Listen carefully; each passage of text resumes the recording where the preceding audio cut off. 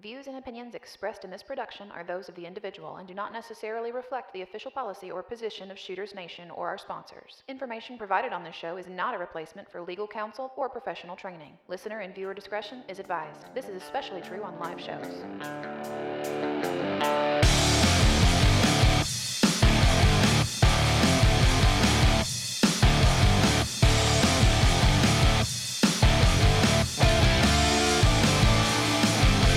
Welcome to the Shooters Nation podcast, the show created for you, the armed citizen. Join our hosts and subject matter experts as we talk about guns and gear, practical training and knowledge, Second Amendment issues, and the firearms culture.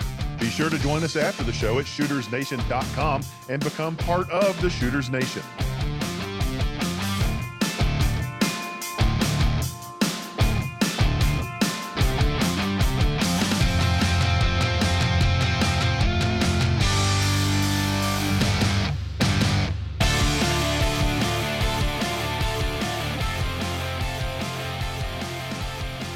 Everybody, welcome to the Shooters Nation podcast. What is the Shooters Nation? That's you guys. You are the Shooters Nation, and this is the only talk show on the internet that was designed specifically from the ground up for you, the everyday armed American citizen. If you like what you're hearing on the show, we hope that you'll support us. You can do that several ways. You can subscribe to us on whichever app or channel you use to listen to the podcast.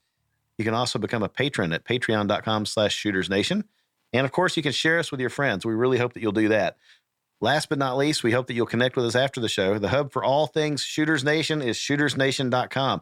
That's where you'll find links to all of our social media and the full catalog of our shows, complete with supplemental information.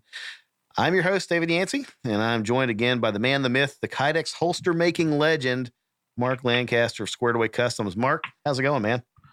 It is going good. I really thought you were going to introduce me as Mustache Lark Mancaster. Lark Mancaster? I really should. You're kind of a character tonight, which is just amazing. I feel like I should have pressed the record button on the video, and I didn't do that. I could start doing it now, and we could fade in from all the audio into video. But you know what? What the heck? I'm gonna start it, and then. At this point, the listeners, if I can get this thing posted on YouTube, they can enjoy the full majesty of that thing on your face right now. I really feel like we need a self-portrait in velvet of that to honor that mustache. That right there. Yeah.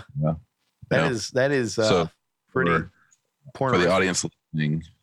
For the audience listening and not viewing, I had about a 2-month beard going, and I decided to carve it off today, and to completely mess with my wife, I left a big old nasty porn star mustache. I mean, it's that. I mean, I'm not even sure I can let my kids listen to this podcast because of the thing that's on your face right now. We need a little bit of brown chicken, brown cow in the background here.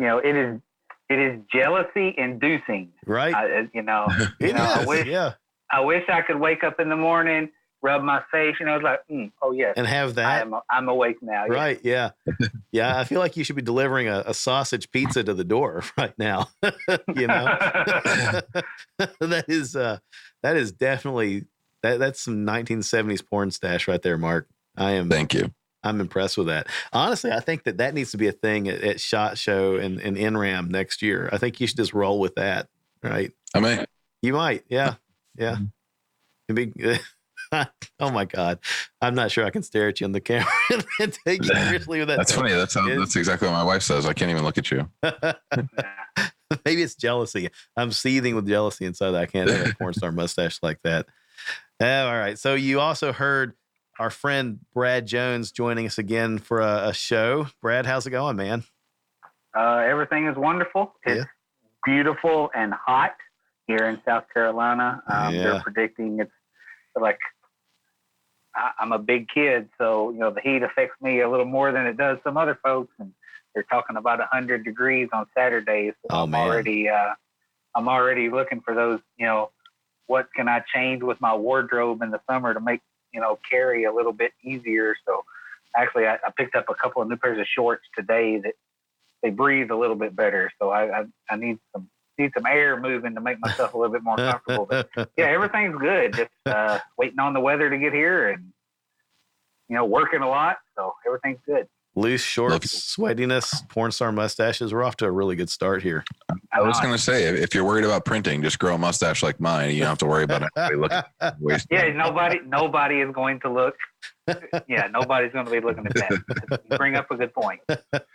Oh man, I had to check the weather just now to see where we're going to be in Nashville, and like high 90s, but not 100, dude. That's yeah, it was 96 today, and I mean it was just. I mean you could look out the window and see the humidity. You know, I mean it's already that hot. We had a really mild winter, so we kind of knew the summer was going to be brutal. Yeah. But I didn't really expect it to be, pushing 100 before the end of May. Right. It's going to be there. So. Man. Mark, I'm sure you guys are solidly into spring, or are you moving into summer at this point? Yeah, we're just getting into it's been raining a lot.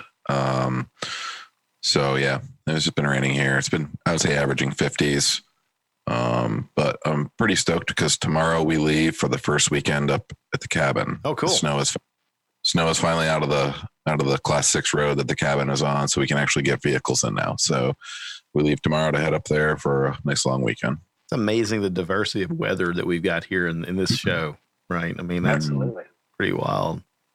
So this episode, I don't really know what I'm going to call this. And maybe it's just what's new with Shooters Nation. It's been a while since we've been together, and thought it'd be just kind of fun to hang out and talk about stuff, see where it goes. Yeah. Yeah. Just call it Mustang. Mustache. We should just call it Mustache. Probably get the most listens ever. So, call it Mustache You a Question, right? So there we go. Yeah. I like it. I mustache you a question. Oh God. I think that's going to be the album art too for the podcast. We always try, I've been trying lately to put different album art for each episode. Yeah. I think it's going to be a mustache like that. It's going to be pretty groovy. Maybe just a big one. Yeah. Yeah.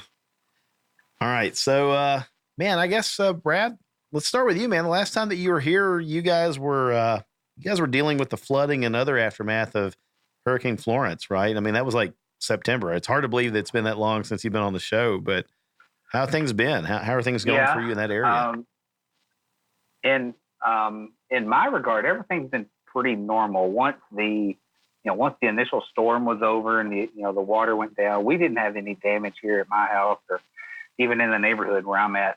But there are still now, I actually was watching the news one day last week, and there were some folks that are, complaining that they're still dealing with, getting houses rebuilt or, refurbished and things like that from the storm. And my wife and I have been moderately entertaining the thought of moving here recently. With the real estate market here is very good. It's a buyer's market, but it's also a seller's market too. And I'm like, hey, let's see about making a little money on this deal.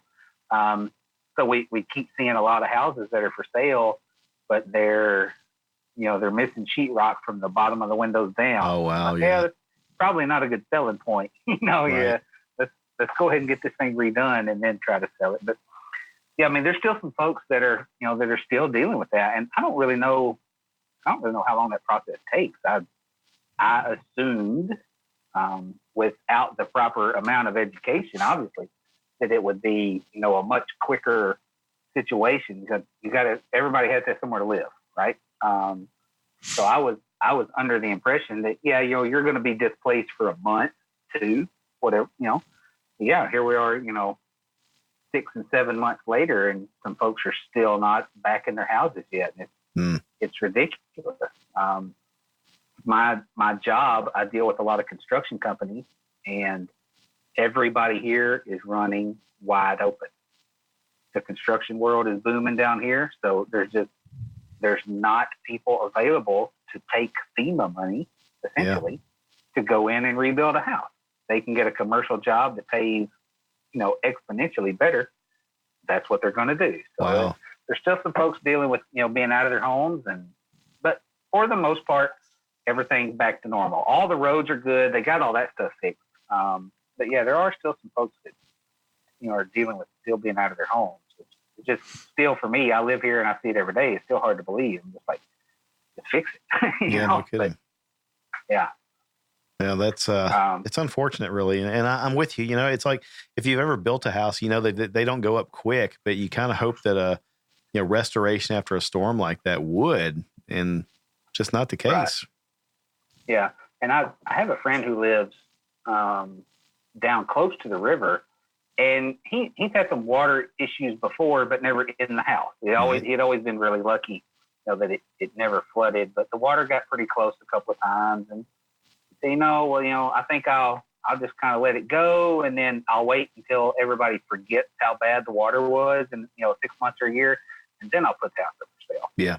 Well, of course, that never happened, and then he got water in his house the last time, so they actually, it wasn't that bad, but it got the floors, about a foot up on the wall, so they were able to fix it, but they actually lifted his house 14 feet. No kidding. So I mean, it was a decent size. It's a 2-story house, and it was a decent sized house before.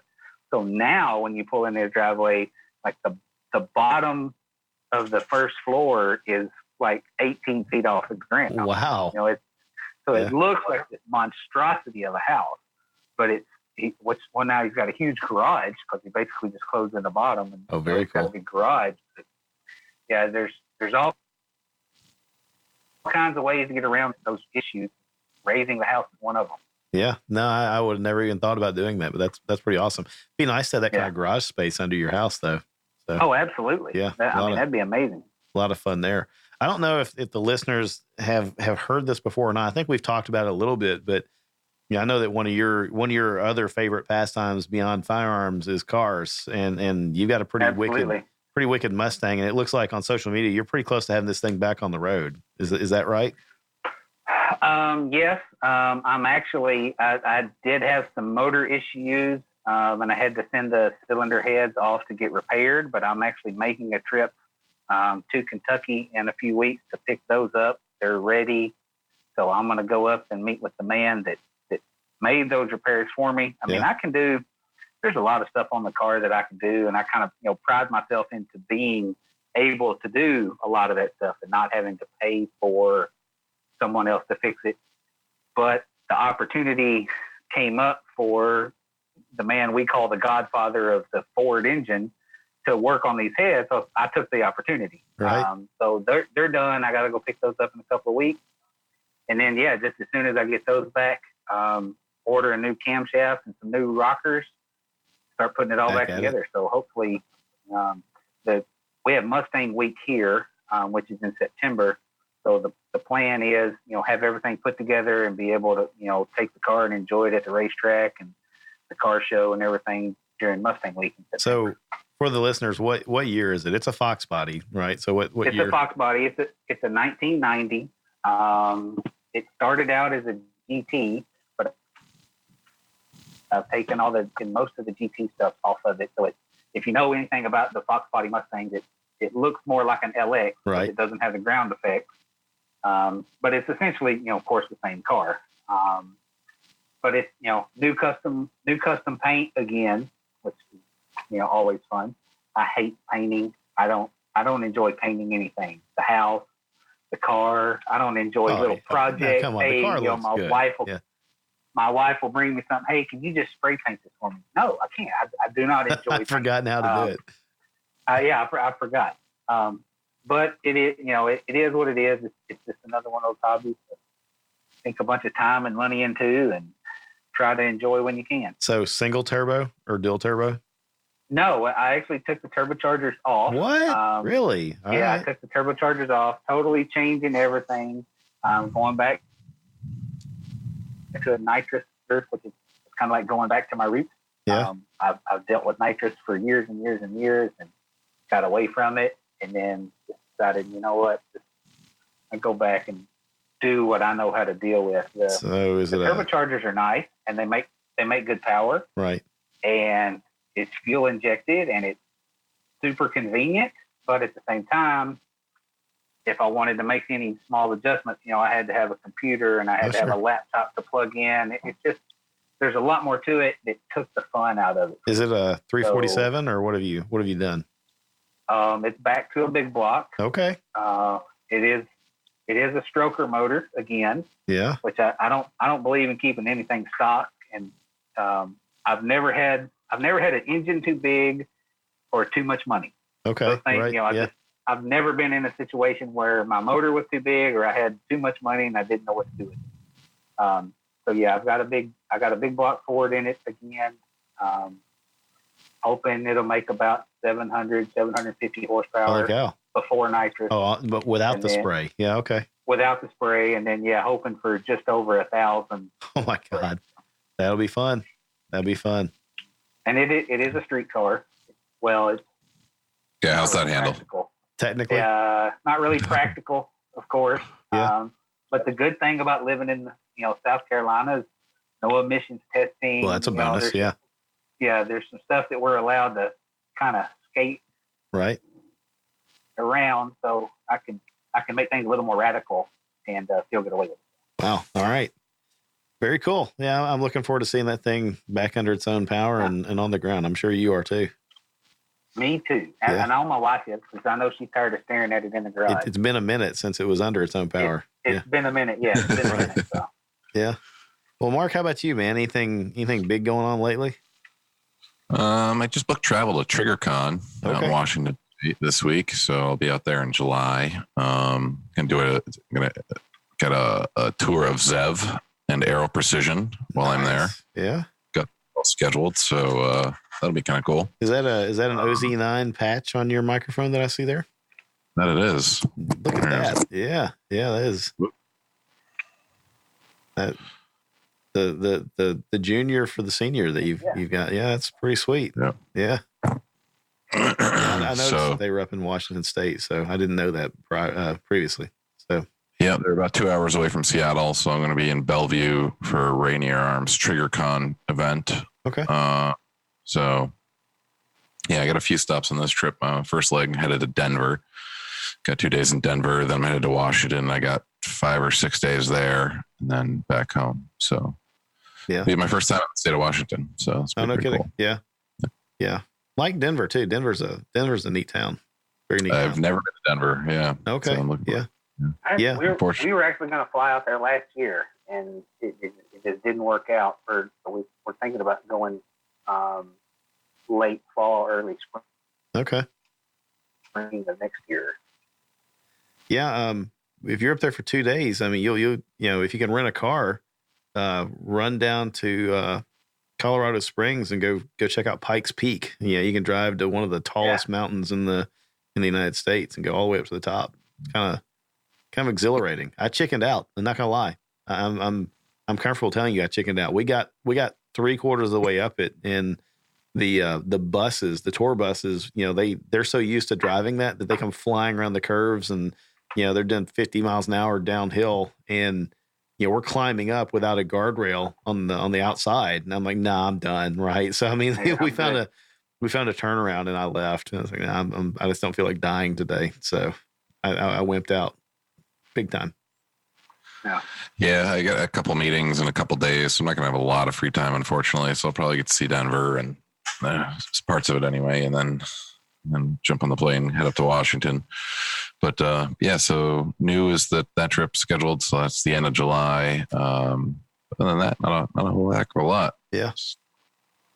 Well, so thought it'd be kind of fun to just talk about stuff that's going on new, and this is kind of based off of our audience feedback. Believe it or not, it kind of surprised me that the folks really liked this, and I guess I can understand that because we talked about this a little bit previously on an episode, but we all like talking about guns and cars and cigars and bourbon and all that fun stuff, and this is it for a lot of folks. This is the outlet. Unless you work with similarly minded people or you hang out with similarly minded people, this is kind of like the community, and I think that's cool in a way. I think that I know that I wish I had more access to people nearby that were of similar mind to talk about this kind of stuff. It would be fun. I probably wouldn't get any work done if I did. But I think that it's kind of neat to me it makes it a little bit more special that the audience looks at this and says, hey, this is our group. And that's exactly what I wanted. And, I'm happy to hear that. So, this is it. And folks, we'd like to know what you guys are up to also. So, you can always, shoot us an email and tell us what's going on in your world and what new guns you've picked up or gear. We're always happy to hear about it. A lot of times the stuff that I get keyed in on that we ought to go look into comes from listener feedback, either on Instagram or Facebook or whatever. Mark, that is trippy looking. I don't think that again, hit the wrong button. We're, audio, it's hard to describe, but not only is it the porn stash, but it's like the full 1970s sci-fi thing going on here with your green screen. Well, no, the green screen is, Yeah, that's pretty wild. It's that's the gun room that's being superimposed in your headphones and your shirt and your porn stash. So yeah, interesting. I can't figure it out. I don't know. It's a good effect. Yeah, really good effect. I feel like we need a good 1970s sci-fi sitcom intro music playing right now, like Buck Rogers or something. Some disco sci-fi. Yeah. Well, so Brad, why don't we start with you, man? Any gun related stuff lately? Any new stuff you've picked up, guns and gear, or anything you're eyeballing that just kind of excites you? I have been. I've just been buying ammo. The good thing about my job is I do get to travel around the state of South Carolina a good bit. So the other, being able to take advantage of that by stopping in at all the Palmetto State Armories and seeing what I would go broke. Seeing what they have on sale for ammo. So I have been buying quite a bit of ammo lately. Just walk in, hey, what's a good deal? What do I need? What do I not need? And if it fits the bill, grab a couple of boxes. I'm really disappointed though in Nosler they had a 300 blackout round that was, it was just beautiful. It was really boring to shoot the gun because at 100 yards, 150 yards, at 200 yards, you're basically just shooting the same hole over and over and over. As long as you do what you're supposed to, it gets boring because you're shooting the same hole. Well, they stopped producing it as a factory round. I can still get the pieces and I reload everything and I can duplicate the round. Right. But it's still, it was disappointing to hear that they had a round that worked so well and now they decided to discontinue it. Wonder what the motive was for that. Little peeved about that, but the 10 grain Varmageddon from Nosler, it just worked. And I've taken deer with it and it's fed my family and it's been awesome. And now they don't make it anymore. So I'm a little peeved at that, but I've been trying to buy the components as much as I can too. So I can keep reloading and duplicate that round and try to perfect it, a little bit, or try to make it a little bit better. I don't want to say perfect it, but try to make it a little bit better for my shooting and hunting situations down here on the coast. So I've been super happy with the Barnes Vortex. Yes. Super happy with that stuff. I was shooting it out of my Ruger American Ranch 300 blackout suppressed that I bought for whitetail hunting up here. And I was out of the box, cutting holes with all 3 rounds. And I was like, wow, at 100 yards, I was pretty impressed. Yeah. Good stuff for sure. And it's not ridiculously expensive. Yeah. I also picked up the last trip that I had made to Palmetto State, just looking for a few, new things. I picked up some 6 Sauer factory ammo, 120 grain hollow point. I like it because it's 2,250 feet per second. So it's got plenty of speed for that big old bullet. It took it to the range this weekend to, just shoot some test shots and see how it compared to the Barnes and Hornady and Nosler stuff. And I'll put it right up there with, any of those others. I don't really think that the extra 10 grains, of lead is going to make that much a difference between the 110 to 120, but it shoots great. It's the SIG Elite Performance Ammunition, center fire hunting cartridges. So yeah, I'm real happy with it. It works. It's pretty affordable too from a 300 blackout standpoint. Some of that stuff can get expensive, and I think this was I think it was $26. That's not bad. For how many rounds? I mean, I'm pretty with it for 20. Okay. Yeah. So man, I would go broke having Palmetto State Armory near me. I would. I would be down there all the time, scoping them out and buying stuff that I didn't need. I guarantee it.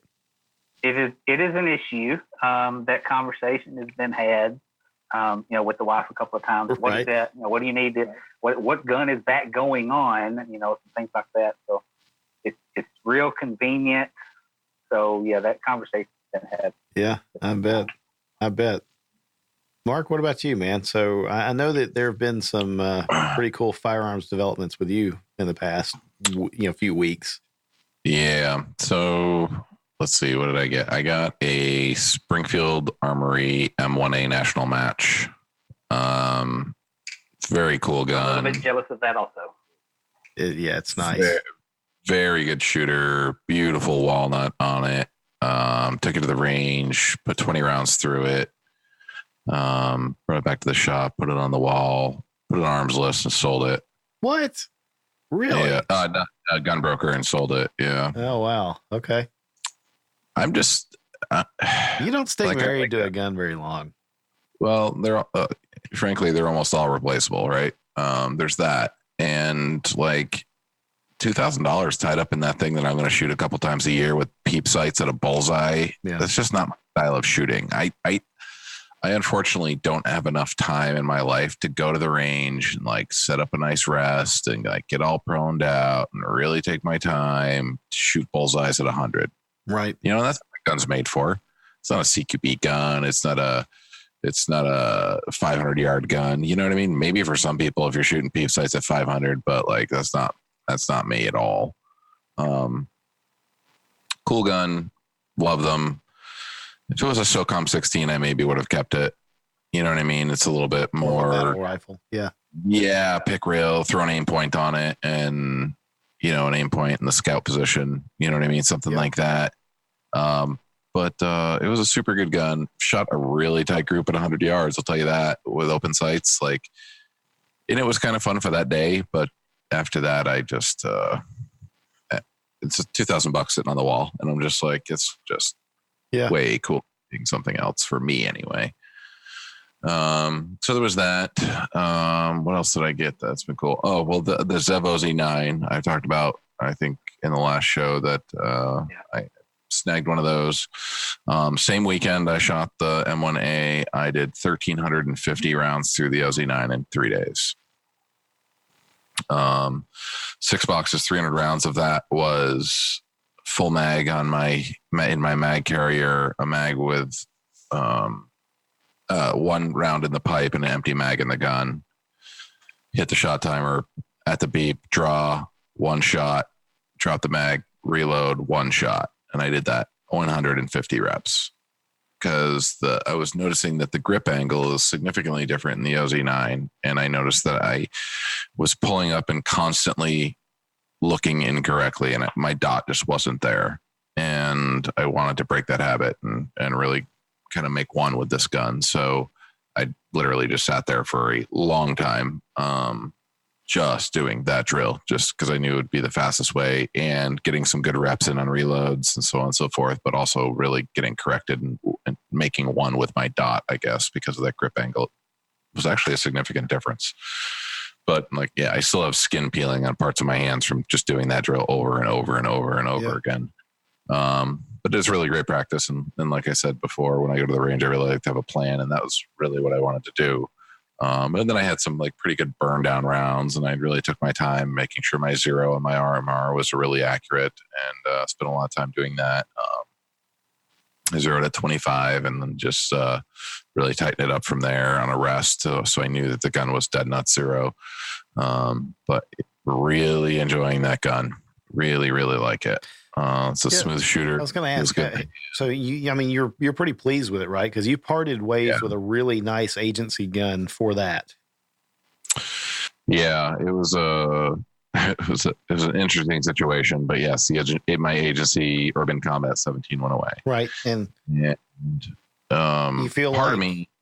you feel like it was a good move then with the OZ9, and I do want you to explain to the listeners what makes the OZ9 unique here in a minute. But right now it's more about you and the gun. Comfortable with what you've got? 100%. Okay, very cool. Yeah, I have no regrets whatsoever. I do a lot of. I value things a lot. Like I give them a value, right? Okay. And Agency Arms makes a stellar pistol. They do really great milling. They have a great trigger system. They have a nice what I would call a concealed carry magwell, because it's not huge, but it's enough to make it significantly improve your reloads. Also enhancing grip a little bit. Their stippling is a little bit subpar in my opinion, but from what I see, they're doing better at that lately. But their slide cuts are second to none. It really lights up the gun. Their serrations, they call DNA collectors. I mean, they really work well. Yeah. And there's definitely kind of like a persona thing, right? And they did a really good job of their marketing. It's like you buy an agency and you get like, a certificate that says "Welcome to the Brotherhood" type of thing. You know what I mean? So they've done a really great job marketing that. But I'm finding that the at one point, these guns, people buy them. I mean, all of mine, I bought all my agencies on the secondary market. I'm not paying that kind of money ever for a pistol. Like, it's just not me. I need to have value. I need to see value. An agency gun, man, it's $3,000. It's just it's a lot of cheddar. So the Zev I think is a lot more. I'm getting everything that the agency gave me and more for half the price new. So I see a lot more added value in this gun than I did in my agency guns.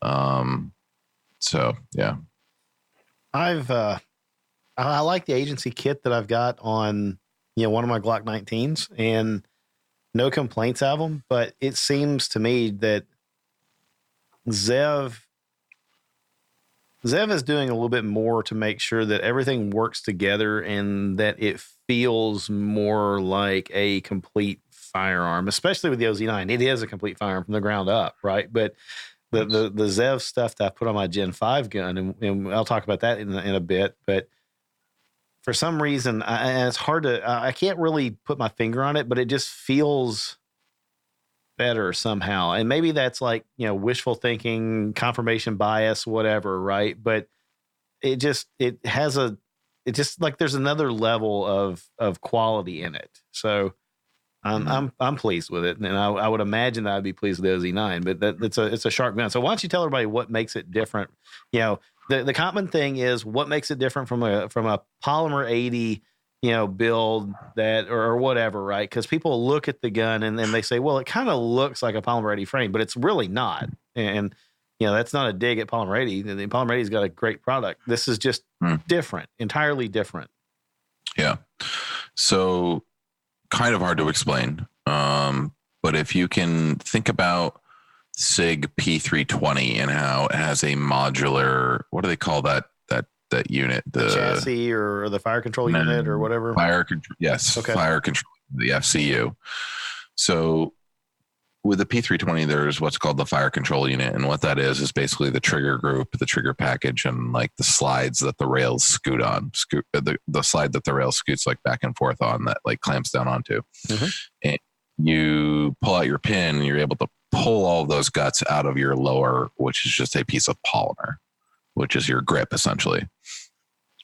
So what Zev has done is they created something like that. The serialized part, just like the P320, is in the trigger module or something. I think they're referring to it as the frame.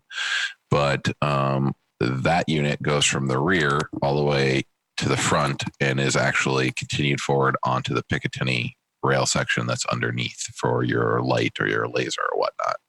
So it basically, the trigger and the frame all come out of the lower grip module. The lower grip module is, where you can change it from a 19 to a 17, and I still have the same gun.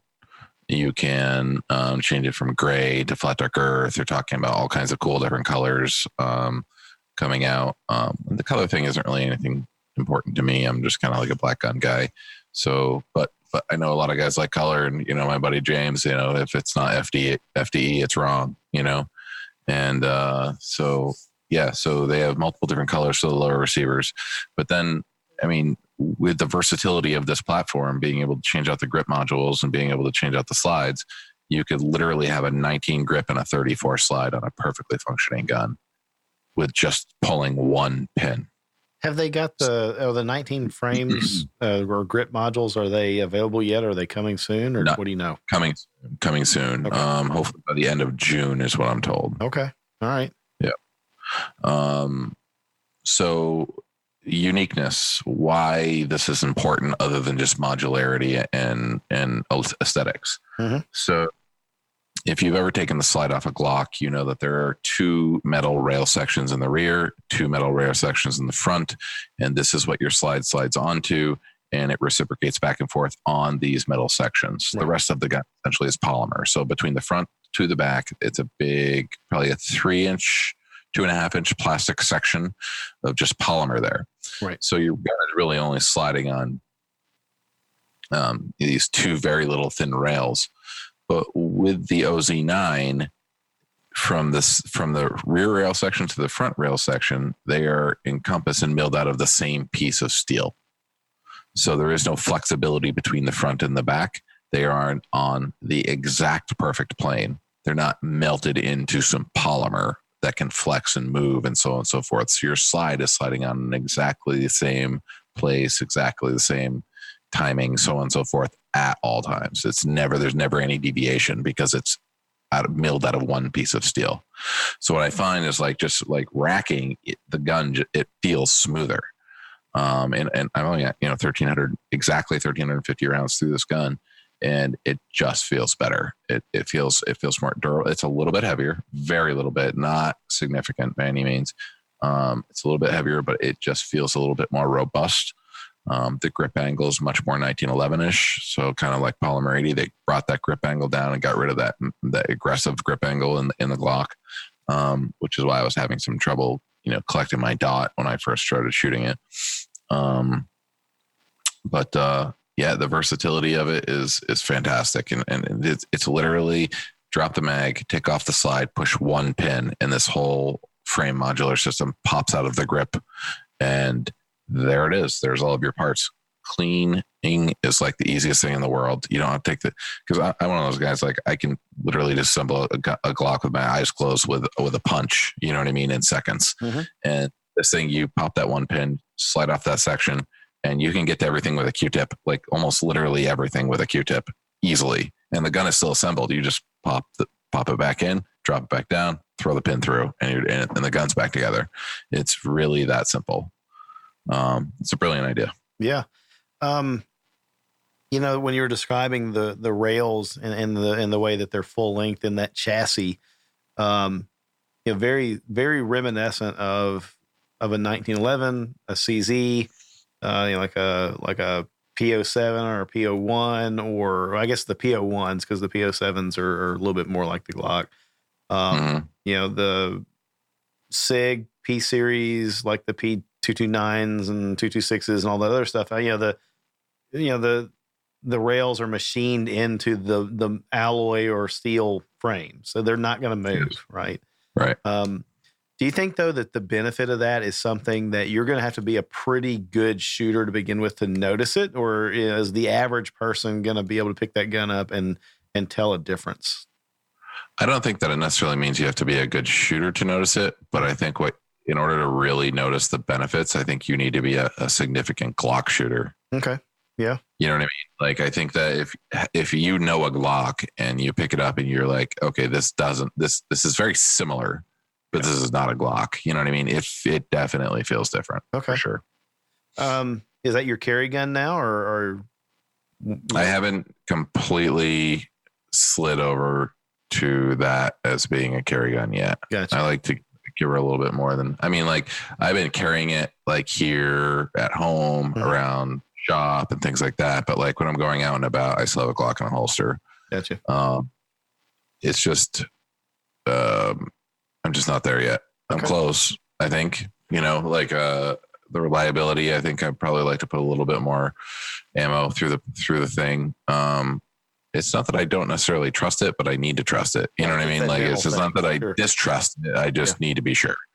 I had to cross that hump with my 509M. You know, I had to kind of get there. I knew that the gun, it hadn't failed me yet. It hadn't jammed anything else. But in my mind, I needed to get a couple hundred rounds through it before I thought, okay, I'm going to carry this, right?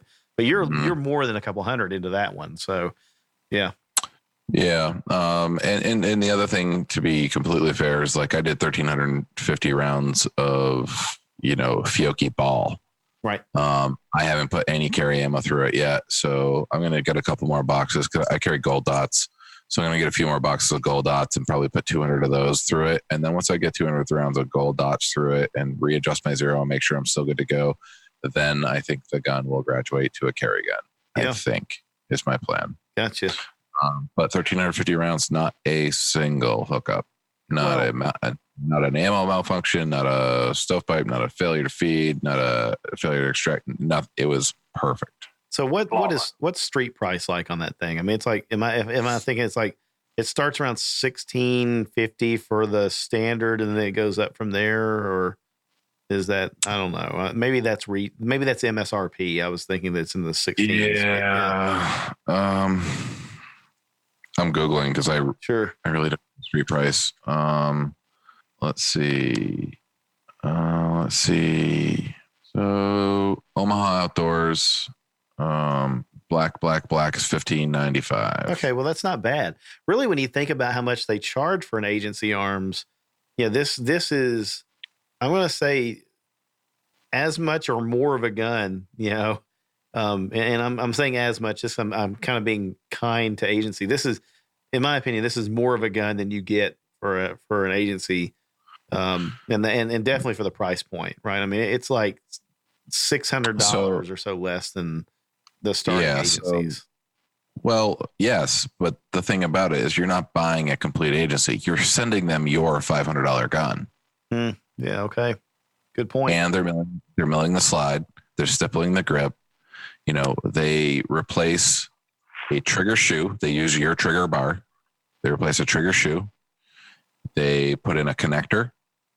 So $100. Right. They put on a mag well. So I think that's $70. They put on a barrel, depending on which barrel you go with, between $200 and $300. You know what I mean? So like at the end of the day, they are essentially adapting what you have. It's really a brilliant business model. I mean, they do a great job. It's a great gun. I carried an agency for 3 years, right? Yeah. I mean, I love them. Right. But I mean, they're adapting everything that you have and putting in very little parts. It's almost like commoditized gunsmithing service, right? Yeah. And they're doing a great job. Yeah. I'm not knocking it whatsoever. I just think that you're getting a lot out of the OZ9. Yeah. Very cool. It's worth looking at. I'm still thinking, right? If some things line up, I might splurge. We've got a mutual friend that looks like he just splurged on an OZ9 in the past. We have 2 mutual friends. 24 hours, right? Oh, really? We can tell me. Our other bearded friend from NRA picked one up as well. Should be here soon. Really? Robin. Okay. Yep. Yeah. Very nice. Very nice. Hey man, they're taking over. Spreading. The Zev love is spreading. So I have a black F-150 with blacked out windows and everything, and I have 2 stickers. Yeah. About 2 inches, one on each corner of the rear window. That's the only identifying marks I have on my truck. Lower left has always been Squared Away Customs. Lower right's always been Agency Arms. Oh. Just their unique little A. Yeah. And the Zev came with a nice sticker. Oh, did it? I scraped off the A and put on the Zev sticker officially yesterday. Oh man, look at that. Full completion. Yeah. I'm sold. Good stuff. That's awesome. So tell me, I mean, Brad, how about you? We'll start with you first. When you go to the shooting range, because Mark mentioned a second ago, it made me think about this. When you go shooting with your handguns, are you shooting carry ammo or are you shooting mostly like ball target ammo? Or do you try to mix it up? Mostly ball target ammo. Okay. I always, not necessarily every trip to the range, I typically only carry the Hornady Critical Defense. Gotcha. That stuff's not cheap. Yeah, right. Right. Now when I get a new gun and I get it broken in, and where I feel like I'm comfortable with it, with ball ammo and everything's functioning the way it should, then I'll run a couple of boxes of carry ammo through it to make sure that it's going to function the way it should. But I don't shoot the carry ammo stuff all the time, just from a cost standpoint, and especially too. I know when you go buy a new handgun or a rifle for that matter, one of the first sentences in the user manual is not to shoot reloaded ammo. Right. Yeah. Well, I can shoot reloads for a tenth of the cost of what I can shoot factory ammo. So guess what gets shot? More than anything is reload stuff. Some B. Jones ammo. It just kind of depends on what it is. Yeah. I always shoot reloads through everything pretty much from the word go, because I need to know that it's going to shoot reloads, because that's what I shoot more than anything. Right. I'm not made out of money, although my wife seems to think so. So reloads are the way to go. She's gonna sneak in and go upside your head if you're not careful. Yeah. Exactly. Right. I was what about you, Mark? You said that you're shooting ball ammo with that, but do you try to go shoot carry ammo very often? And I guess maybe also tell me, when you're sighting in your red dot on your carry gun, you're sighting it in, I'm sure, for your carry ammo, right? Or, 100%. Okay. Yeah, I get it close with ball. Do a lot of my practice with ball, my draw, to get the draw stroke down, and just that sort of work with the ball ammo. And but then when it's time to do a functionality and like a trust range session, do I trust this gun to carry session? The last step I think is really fine tuning the red dot to the carry ammo and making sure the carry ammo is going to run through the gun. Carry ammo for me tends to be hotter. It's a hotter round than the 115 grain ball stuff that I shoot from Fiocchi or whoever, Federal. I try not to shoot Winchester white box if I can avoid it, because I've seen it do bad things to guns. But do you think that you find? Sorry, go ahead, Brent. I have a 12 gauge Remington that will not cycle Winchester white box. Yeah. I've seen them screw up and overcharge a round and blow gun get blown apart and stuff. So, yeah. Mm-hmm. What were you gonna say, Mark? I was gonna say, do you think that the defensive ammo is hotter than this mustache? No, there's nothing hotter than that mustache. That mustache is like a plus P plus round, man. That's like plus 10 millimeter plus P plus. Yes, plus P plus with an X. So it's like plus X or something. That is that's a pretty hot mustache. So yes, the Zevo Z9 was a very fun, exciting range weekend for me. It's not very often I get that much time, and I had the whole range to myself, which was great. Sweet. Yeah. I love going to the range with buddies. You know what I mean? Try this gun, do this gun. There's something about going to the range when you have no time limit and you have no distractions and you're by yourself. Yeah. That when my work gets done. You know what I mean? Yeah. That is when I feel, I walk out of there and I'm like, man, that I learned this. I feel good about this. I feel confident about this. This is what I'm here for. You know what I mean? Like, this is why I came, and it was just one of those sessions. I had 5 hours there and I was there all by myself, and I had the wife and kids were away that weekend. I just laser focused, and it was great. And that's when I had the time to just like prone out and just, start nailing bullseyes with the M1A. You know what I mean? Just like, let's see if I'm going to love this. And, it was fun, but it's not at the expense that I got $2,000 sitting on a wall that I get turned into $2,000 for something I love. Sure. Right. Right. So there was that. And go ahead. Well, what I was just going to say is I agree with what you were saying about being at the range by yourself. I typically. We can barely hear you right now. I don't know what happened, but your mic just dropped out. So how's that? That's better. That's better. Yeah. Like you were yelling at us from across the room, but yeah. Yeah, Mike had small mic adjustment. Yeah, like what Mark was saying about being at the range by himself. When I go to the range, I typically, my father-in-law, we will meet at the range, and that's our deal. I'll on some occasions I'll go by myself. He'll go by himself. For the most part, we go together, and we help critique and we look, shot placement, and checking things. Same thing. We went last Saturday, 300 yards to ourselves. It was it's one of the best days of the year. We were able to take our time. Nobody was trying to shoot on top of us, or it's really great. So folks that go to a range that is really crowded, yes, sometimes that is fun because you get to see what everybody else is shooting. Oh, hey, I want that. I want to try this. Hey, here, try this.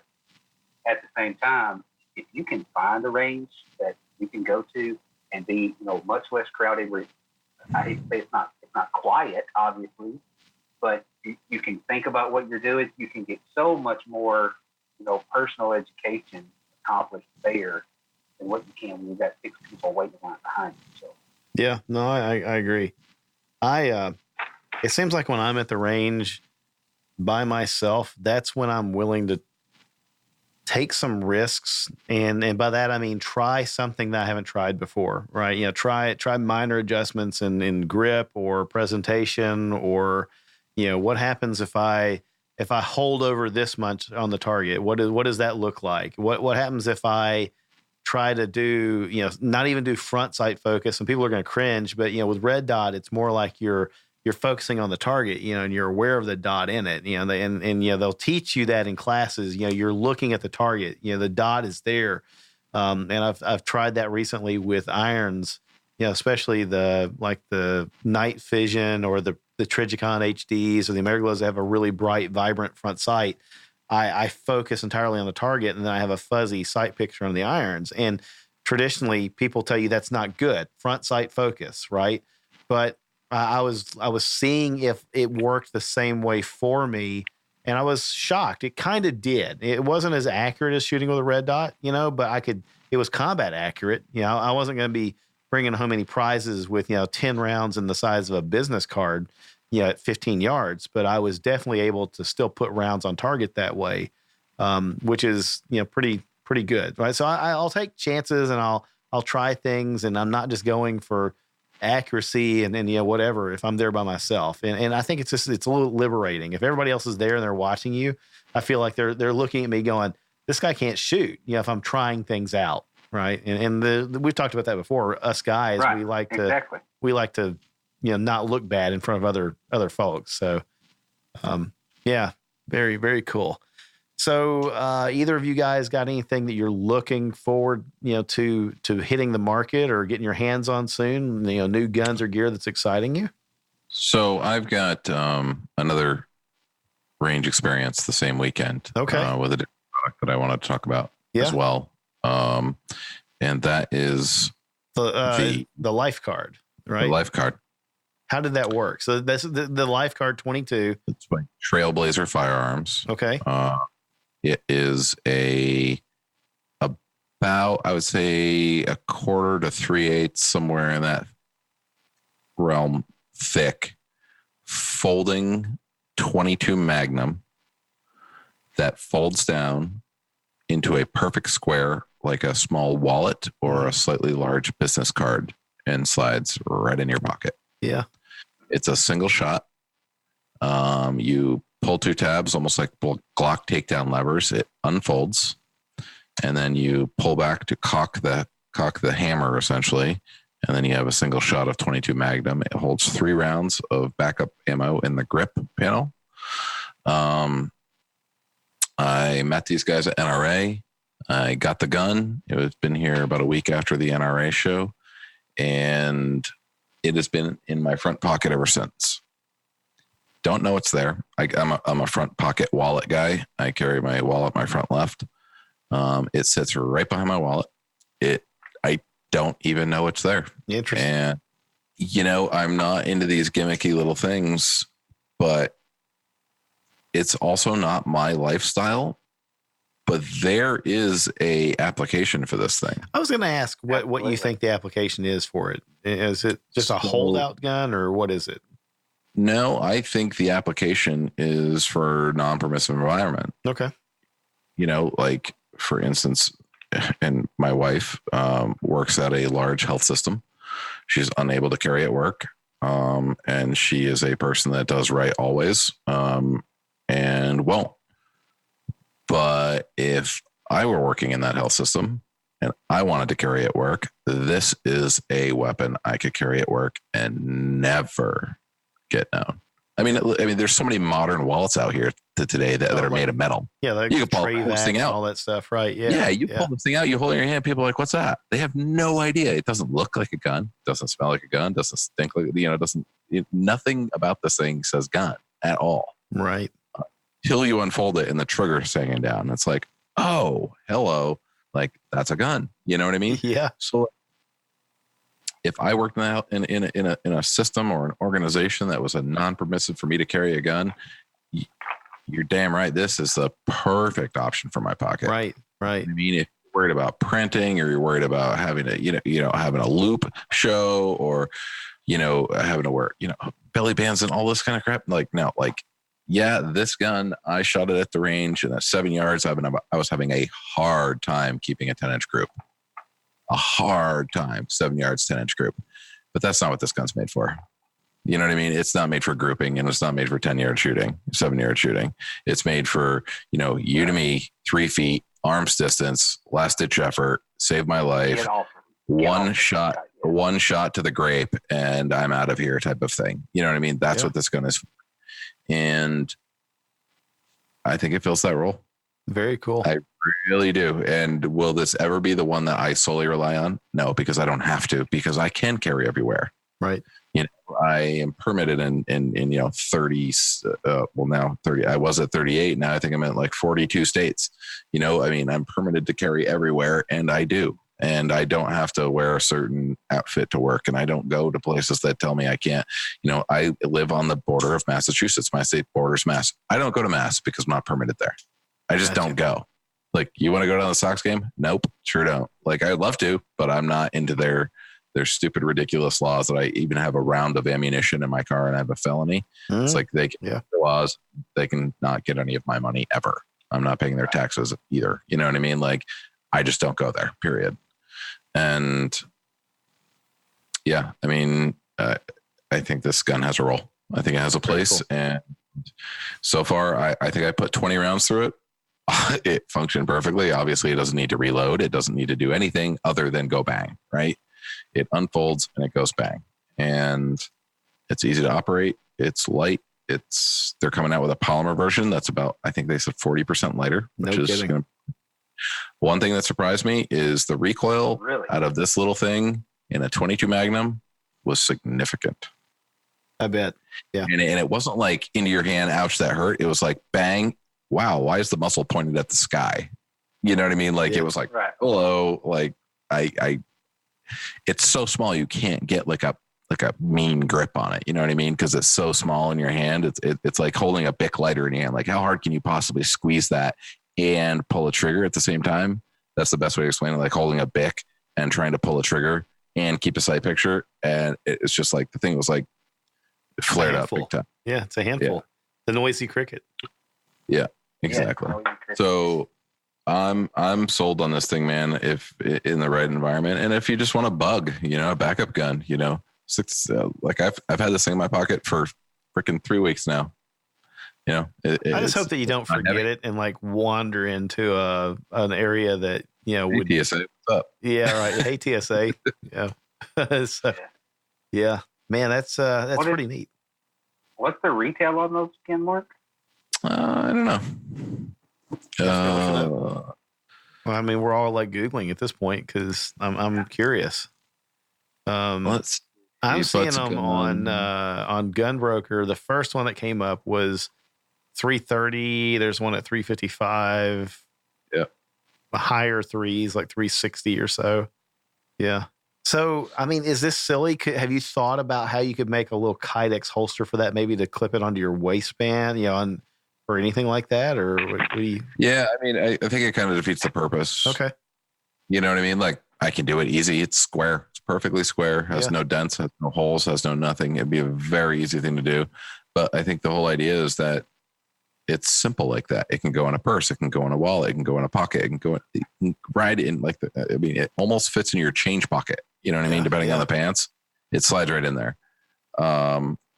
So why do it as a holster unless it's just, an easier way to clip it on or something? I don't know, like maybe for, jogging shorts or something. I don't know. I mean, but that's pretty neat. That is neat. I wasn't expecting that as part of the conversation tonight, but I'm kind of glad that we did that. It's better than a sharp stick, and it's better than a knife, maybe, and especially if in a dire situation, like you said, at a workplace, non-permissive environment. We've talked about active shooter situations. If you're holed up in a room and you're trying to, ride it out and hope that the bad guy's dealt with some other way or loses interest and goes away, but that's your one shot. If it's better than hopes and prayers, maybe in that case, right? So, well, I like what you said. It's better than a knife. It's better than a sharp stick. Yeah. You also have a volume aspect. When a 22 Magnum goes off, you're able to use that to draw attention to a situation that's needed. I mean, it's better than yelling. It's better than yelling, right. Because people yell. The other thing is, even if you shoot and miss, the bad guy doesn't know you only have one round. True. You know what I mean? I mean, you kind of hope that psychologically plays into as a deterrent. Yep. Yeah. And I'm not saying that this is like your go-to, like rely on this every single day to save your life. This is your only option. I'm saying it has a place. Yeah. Right. I just want to be very clear there. I am still a huge proponent of a very well-known, very prominent manufacturer that's a proven weapon system for your everyday carry. But this gun has its place, and its place is in an environment or as a bug. These new rollerblade wheels on my desk chair are just driving me nuts. You guys are watching me on the camera, like sliding backwards as I, just, I'm kind of like, I don't know what I'm going to do here. These things are really awesome wheels, by the way, but I don't feel like we're going to plug them. This is not desk chair nation. So, pretty wild. All right. So, golly. Well, I guess I'll mention some of the stuff that I've had lately. My Gen 5 Glock 19, I think we talked about this a little bit previously, but that was the gun that I kind of swore that I was going to leave stock. And then I sent the frame off, had it reworked, good stipple texture put on there and make it a little bit grippier. And Jack over at Rocket City Stippling did a fantastic job. But then, the gateway, I guess that was the gateway drug. After we were at the NRA convention and we were standing there at the ZEV booth, one of the things that I laid my eyes on was their Gen 5 compatible slides. And there's not too many people out there making Gen 5 compatible slides, full replacement slides for the Glocks.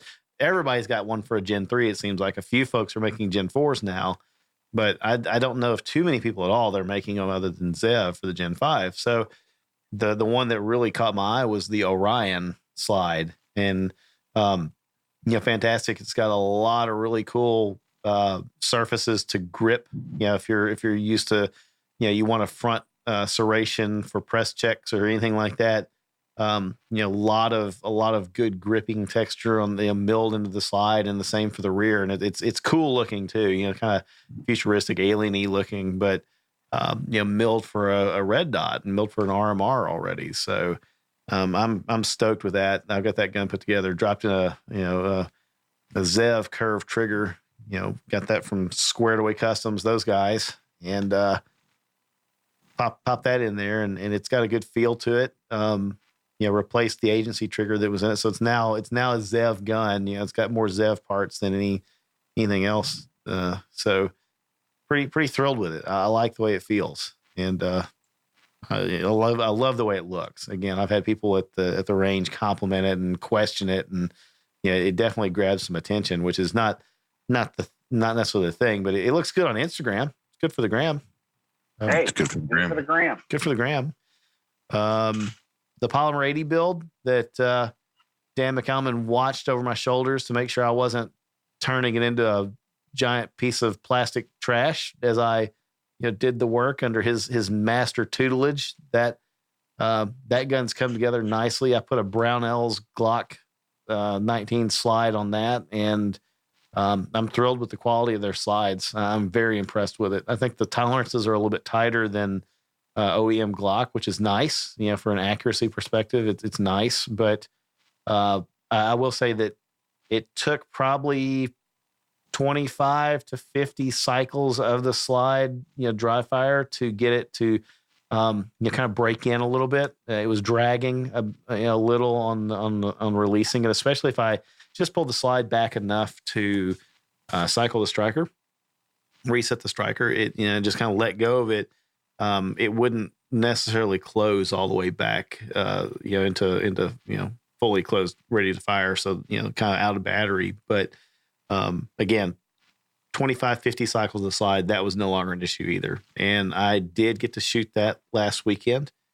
And I'm a Polymer 80 convert now. That gun feels fantastic in the hand. Just fantastic.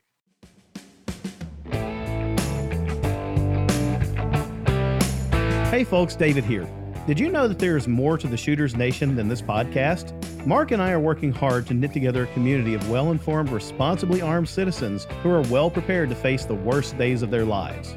We would like to invite you to join us and the other listeners on our various social media outlets and become an active part of the Shooters Nation community. You can find us on Instagram as @ShootersNationRadio. And if Facebook is your thing, you can find us there at facebook.com/ShootersNation. While you're there, be sure to click on the link to join our Facebook Shooters Nation community. And as always, you can head over to shootersnation.com for more listener resources. I'm a Polymer 80 convert now. That gun feels fantastic in the hand. Just fantastic. It's amazing. The difference in grip angle. That's very good to hear. Yeah, man. I mean, the difference in grip angle, that little bit of, you can't call it an accelerator cut because I believe that there's some intellectual property in that name. Thank you, Agent. Yeah. So, it's got a really good, that pedal in your car that you press that makes it go faster. It's got that kind of cut on the side of the slide, and it's really good for indexing and, getting your thumb on there and holding that down a little bit more of a firm grip. And I love the texture on it. So all around thrilled. I can't wait to build another one. Look at that in your hands there, Mr. Jones. That is a Polymer 80 box, isn't it? So you got a stippled one too, don't you? Yes, I do. Do you? Okay. That is my goal for 2019, to get that thing built and finished. I'm tired of looking at it on the shelf and not getting to use it. So I've got to get it done. We need to talk because I just very recently was looking for something completely ungun related in a storage area in Squared Away Customs and found a Polymer 80 box laying on the floor in the back, all dusty. I'm like, what's this? Pull it up. Wait, there's something in this. It's heavy. I open it up. A perfectly good brand new Polymer 80 19 length flat dark earth slide. Oh, we should talk. Look at that. Dun, dun, dun. We should talk. What's in the box there, Brad? Have you got what's in the box? Yeah, he's got a flat dark earth. Is flat dark earth frame? Yeah. I do happen to have a flat dark earth frame. That nice. I had sent a batch of them off to NAF Solutions to get their chaos stippling packages done to them. Okay. And somewhere along the way, Brad scored one of those. Very nice. Yeah. Look at that. That's a good looking. Oh, that's not one. That's not one of the NAF ones, is it? No, it's not one of the NAF. It's the factory P80 texture. Yeah. Okay. Who had the NAF? It's Jordan. Jordan had. Well, I think it is Jordan. I think he did buy one of the NAF because I remember discussing that, and then for some reason I didn't order, and then maybe they were gone or something, and he got one of them. And then I got one with the factory. I feel like we've mentioned Jordan now. We should give him a little bit of grief just because the guy didn't show up tonight, right? So he was supposed to be here with us, right? But well, no, it wasn't that he didn't show up. He literally stood us up. He did stand us up. Yes. No call, no show. Like he had something better to do. he chose a woman over hanging guys. Yeah, he did. I mean, that was going to be my thing for him tonight. We were going to talk about the life change in his world over the past few months, and now we can totally make up what that is. I feel like absolutely we can tell our own story. We can. It's I'm trying to think what it is about Jordan that we could sell to the audience and just set him up good for the next time he's on here.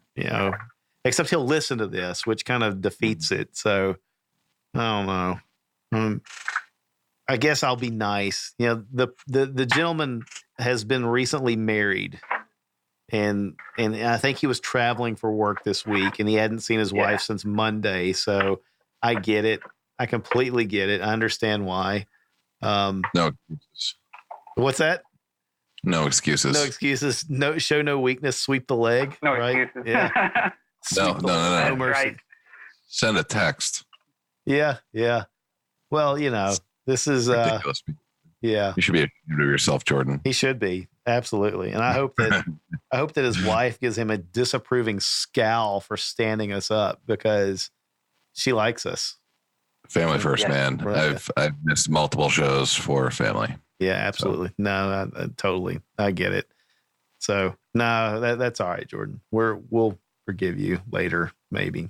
Absolutely. It may take a while to get over it. So yeah, the P80 build was fun. Hey, Mark, maybe this is a thing to talk about, if we can get Dan, from P80 back on the show sometime, but, what, Polymer is doing their 100% guns now, right? I'm going to have to look at that message here in a second. I Jordan just replied to us. Yeah. That's funny. My Apple Watch, I looked down, it had Jordan's name on it. It's like Beetlejuice. Speak of the devil and they show up. We said it too many times and he's here, but, so does that mean he's like Beetlejuice? That's what I think, right? Probably is. Yeah. Like an Amish Beetlejuice. So an Amish Beetlejuice. What, like Beetlegeist or something. I don't know. Yeah.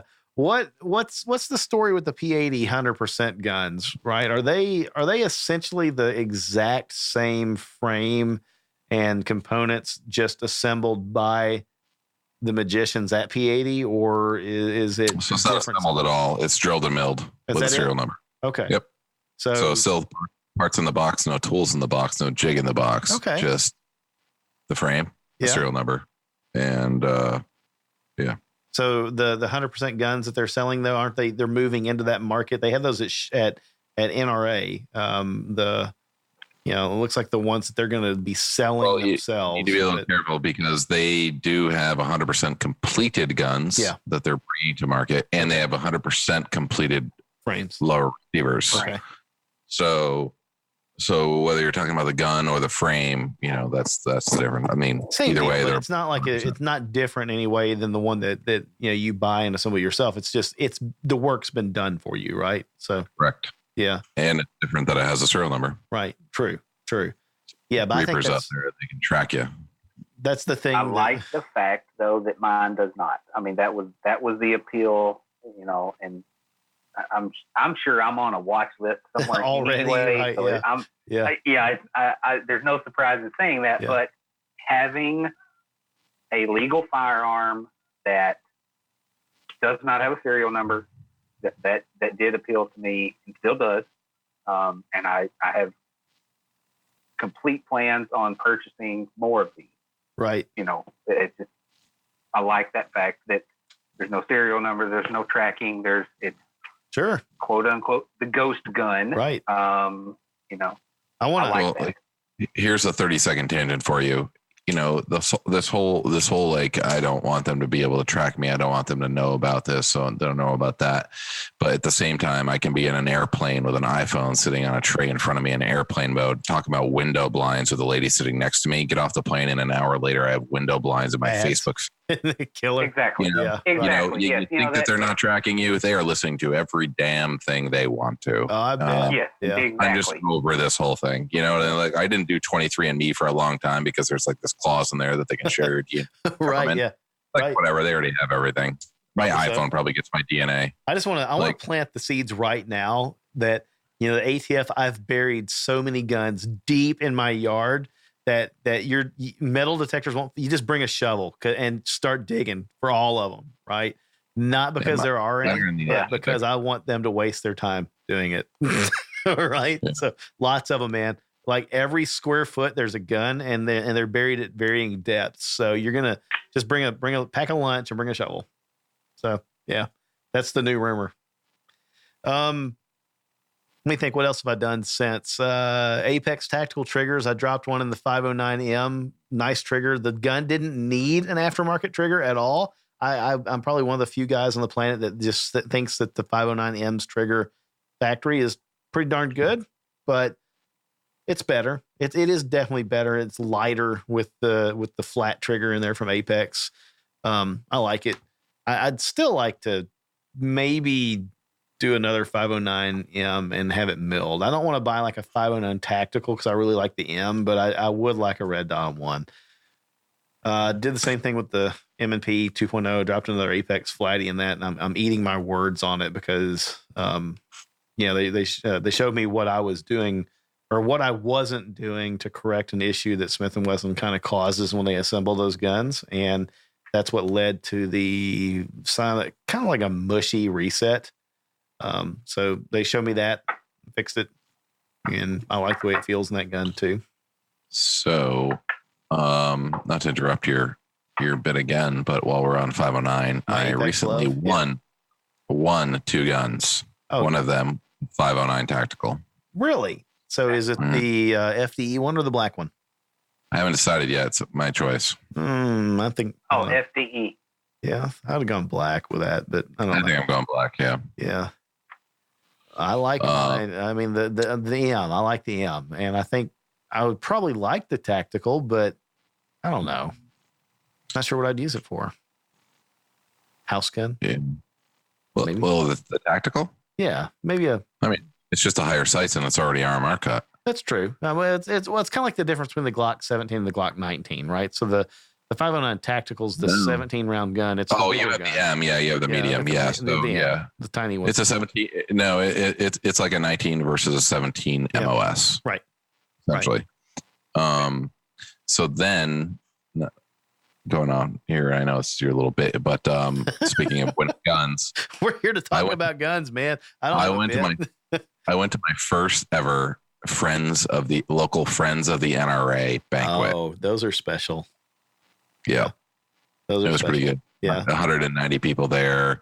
I walk up, see the first guy. He's got a little apron, a stack of 20s in his hand, and this wall with a bunch of pictures of guns. He's like, it's a wall of guns. I was like, how's it work? He's like, you buy tickets, $20.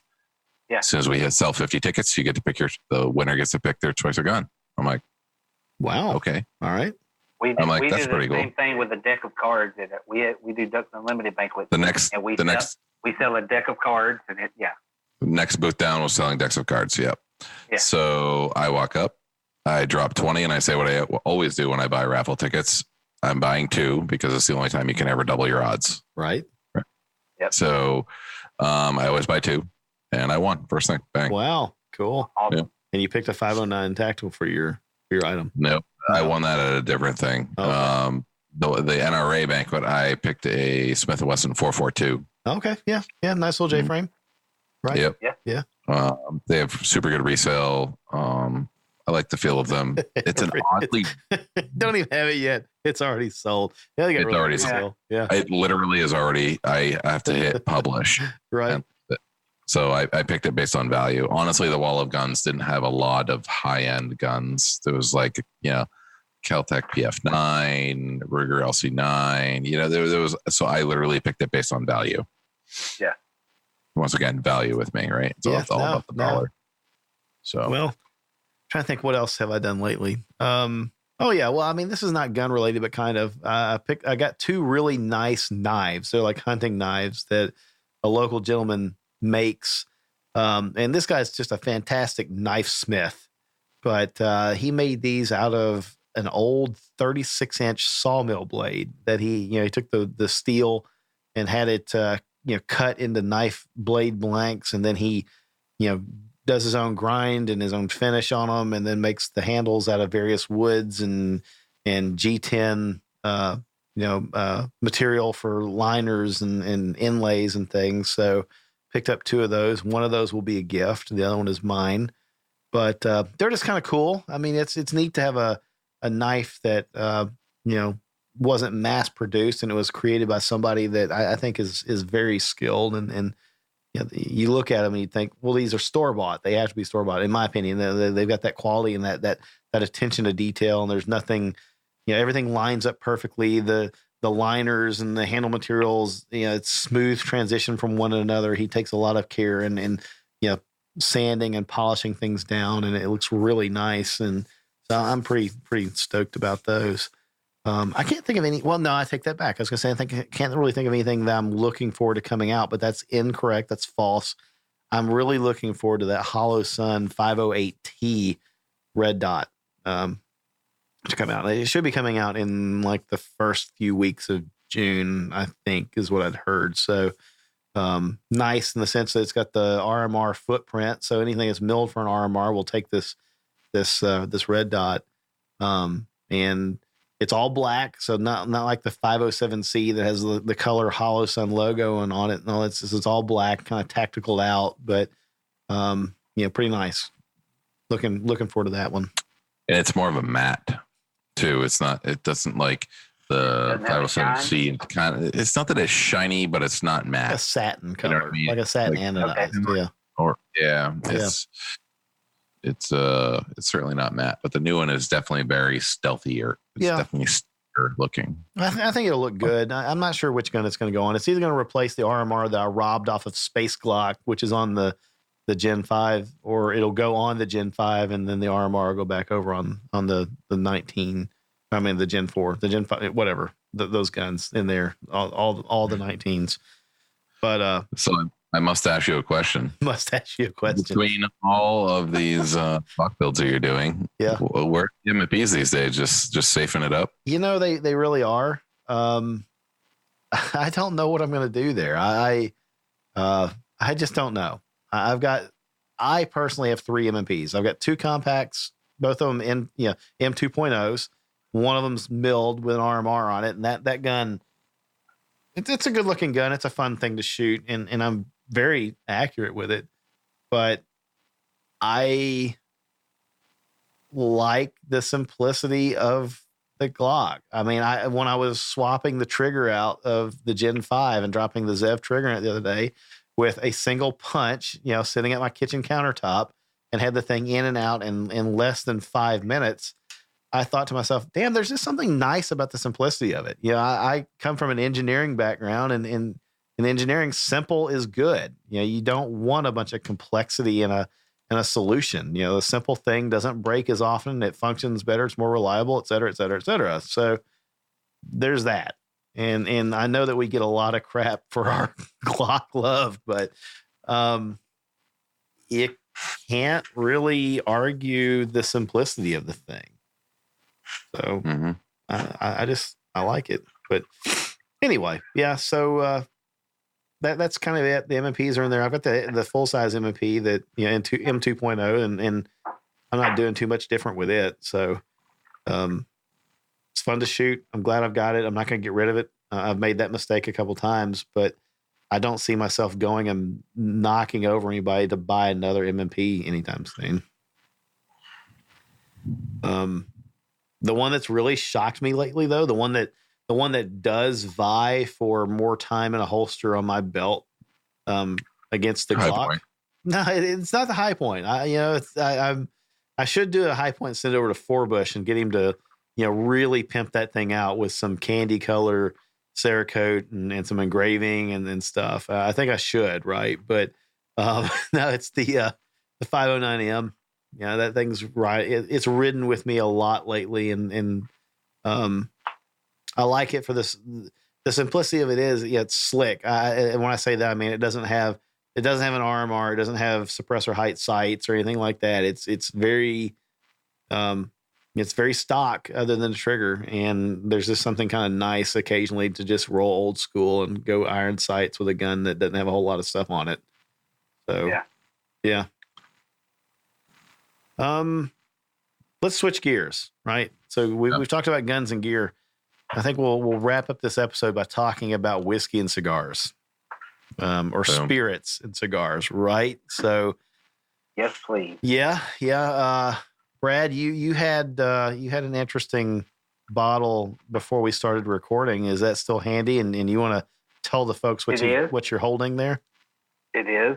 We just got a Total Wine, which I had not had a chance to visit yet, but my wife was running some errands in that part of town, and she stopped in and was talking to the folks and kind of told them what I liked, and their suggestion was Bib and Tucker. And I cracked it open tonight, and I have to say that the folks that suggested this were spot on.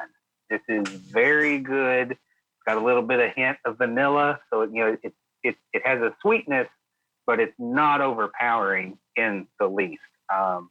It's very good. I think I'm on glass 2 of it now. I had a Manhattan previously.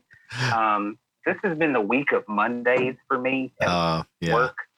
So I had a couple. Just come home. I had a Manhattan, and then I'm enjoying this Bib and Tucker now. It's very smooth. It's very light. So it's not something that you're gonna feel bad about drinking in the morning. Right.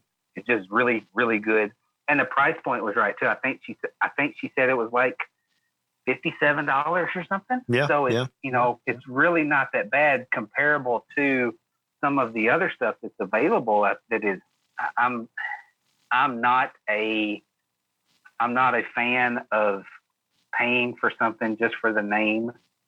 I've had Pappy 10. I've had Pappy 12. It's okay. Yeah, I'm not as impressed with Pappy as everybody is.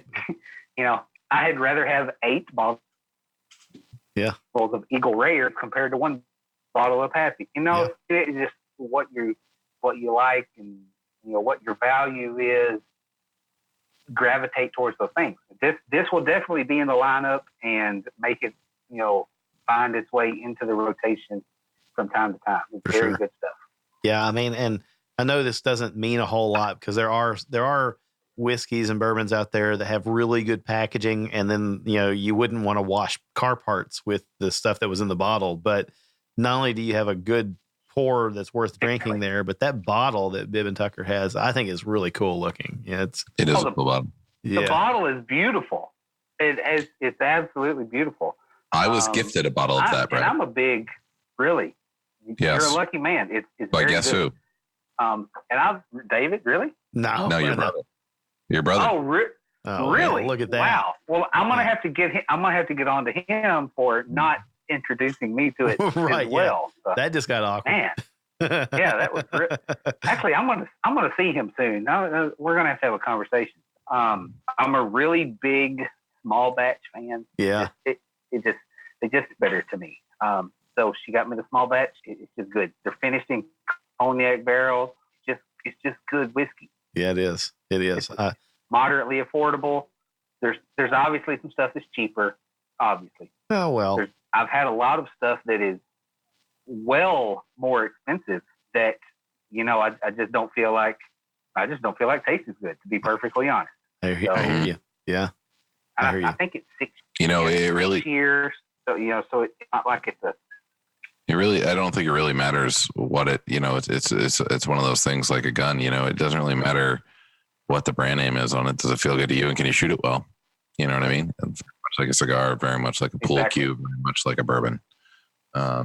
If you like it and that's what wets your whistle, then that's a good one. Who cares what it costs or what the brand is? Yeah, no, that stuff is really good. That's a good bottle there. When you held that up earlier, I mean, I knew instantly. We've got a bottle of it here, and we don't drink it very often because I haven't seen it in the stores very much, and I'm afraid I don't want to drain it and then not be able to replace it. Because we do enjoy it, and it's a really good one.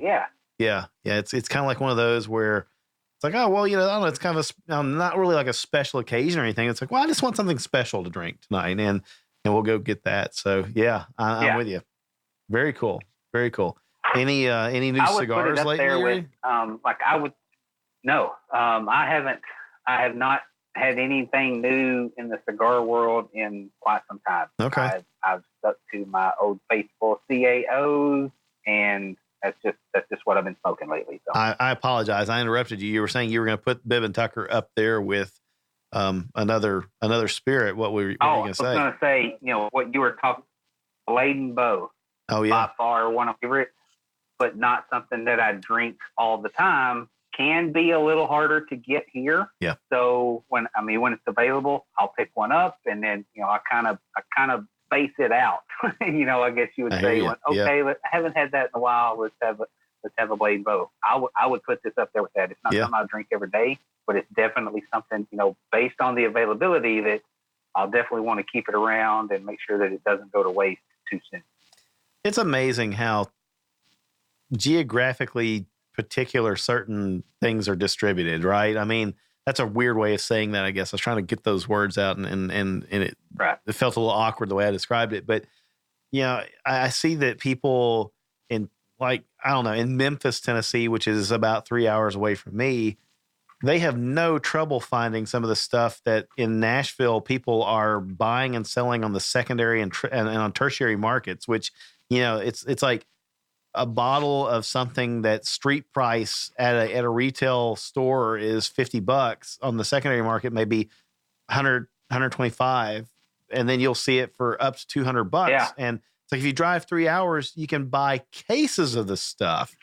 So it's just kind of funny how the distributors do that to us. And I think they're kind of creating the demand, so that they can control the pricing, which I guess I don't blame them, but it just kind of sucks. It's ruining it for me in the Nashville area. It's ruining it because there are so many people that are now into bourbon, the hipster, kind of, movement. It's ruining the availability of stuff. Right. I recently joined a group on the Zuckerberg machine.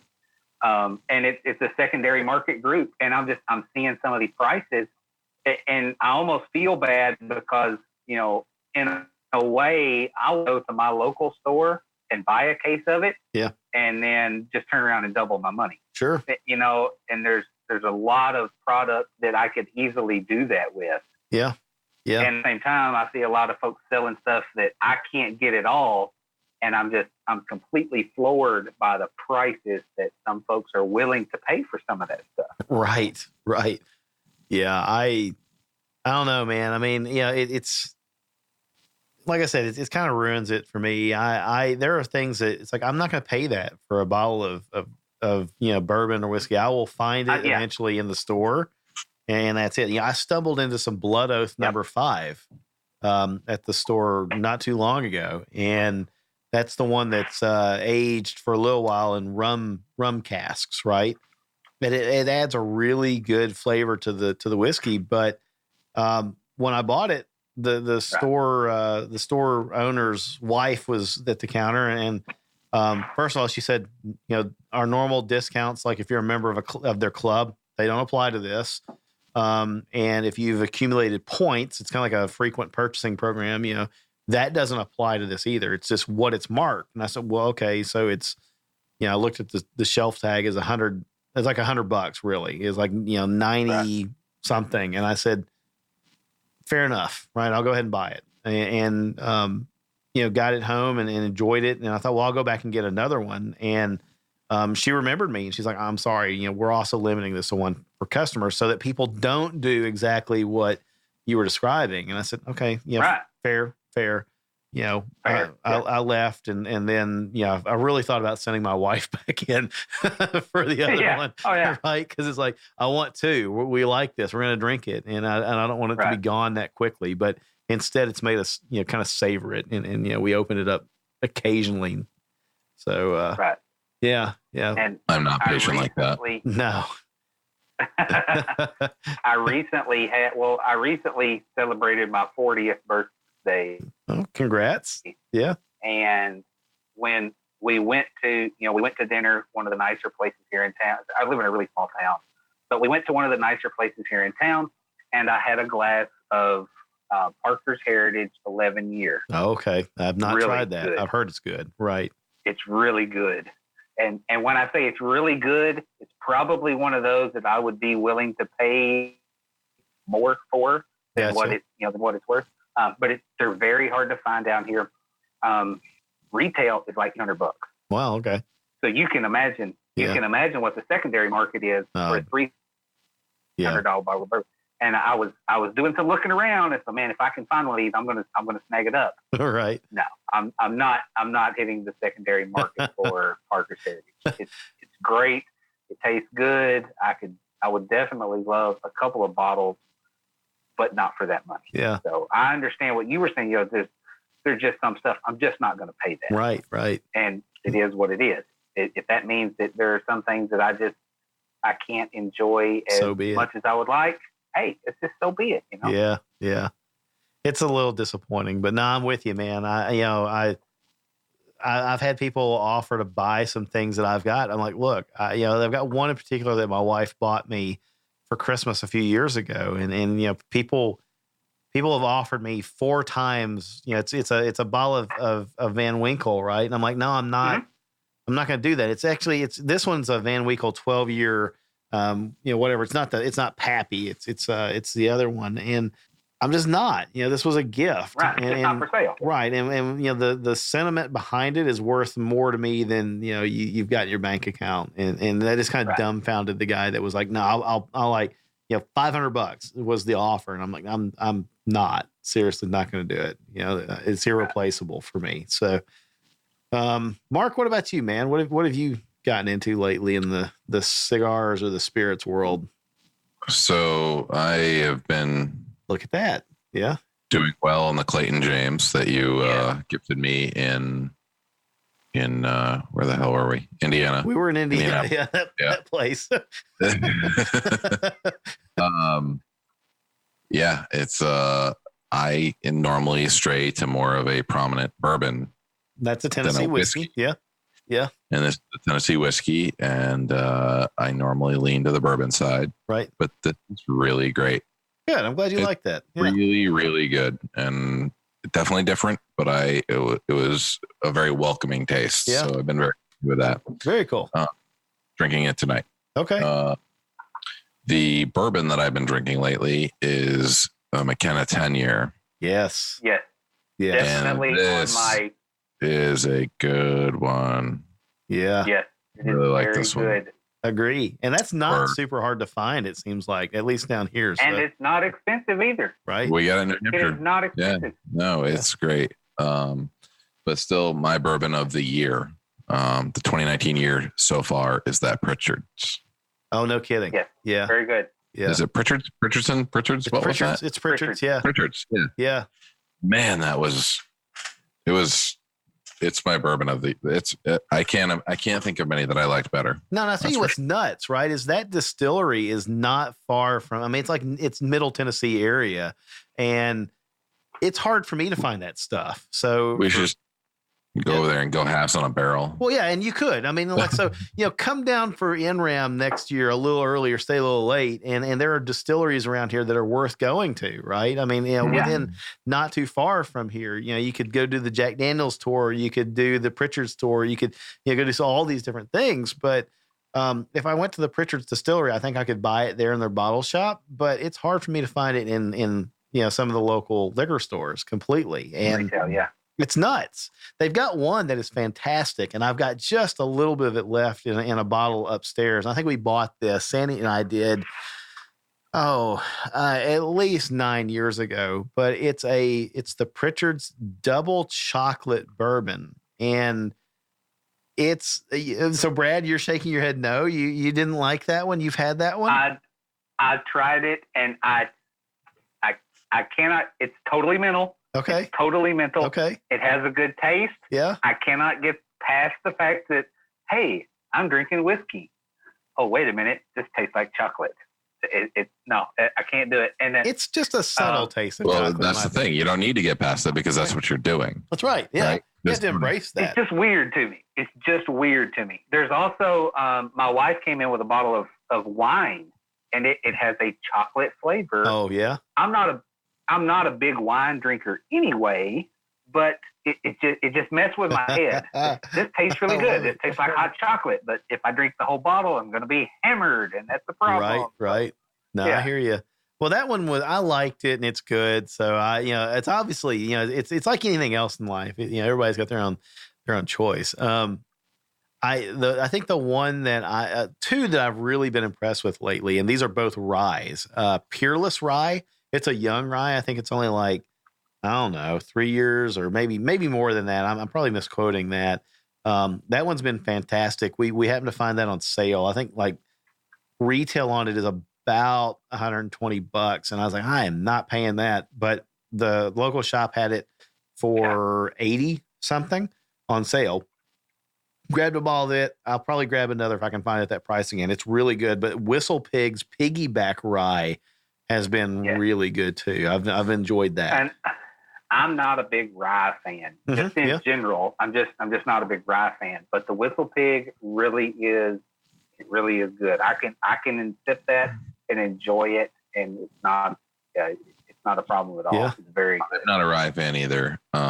But what was funny is I did an event at Fort Benning for the Best Ranger competition down in Columbus, Georgia. And I also sponsored an event that was just before that called the Beer and Bourbon Festival. Oh, cool. Seems like a good thing to sponsor. Yeah, it was a really great time. But I got to meet all of the guys with Matt Best, Rocco, JP. What's their bourbon company? Lead Slingers. Lead Slingers. Yeah. So I drank Lead Slinger bourbon and the Lead Slinger rye. Oh, and I like the rye a lot better than the bourbon. Their bourbon. I'm going to anger millions of Matt Best fans. Yeah, but just because they put their name on it doesn't necessarily mean it's good. The Lead Slingers whiskey it's well whiskey. It's rot gut. I mean, it's really not good at all. Absolutely. And with that said, let's give it 6 years. Sure, right. I mean, it's new. It's a very new whiskey. It's a new whiskey. Yeah. It is not going to taste like the stuff that's been aged. No, that's very true. Let's give it 6 years. Let's give it 10 years. And I'm more than willing to give it I'll give it another shot. Yeah. Yeah. The rye was better. I have a couple of bottles here. Yeah, I've got a bottle of it that I bought because I'm one of those dudes that for a while there, I would have bought their sweat. And, I like supporting veteran-owned businesses. I just do. And if a veteran-owned business comes along with a product that I happen to enjoy already, i.e. whiskey, I'm going to try it. And, but you're right. It's new. It's a young whiskey. It has the taste of a young whiskey. Give it some time in barrel houses. It'll probably be great. Maybe. I mean, because a genuine bourbon is 5 year, right? Yeah, I think that's correct. Right. Yeah. It's also the mash bill that there's certain requirements for that. What the ingredients are, but I'd have to Google them. I'm not smart enough to remember that crap off the top of my head. I just like to drink it. Yeah. So there's a list, and I don't. Yeah. Yeah, I'm like, I don't remember off the top of my head. And now I will give them one thing: the coffee.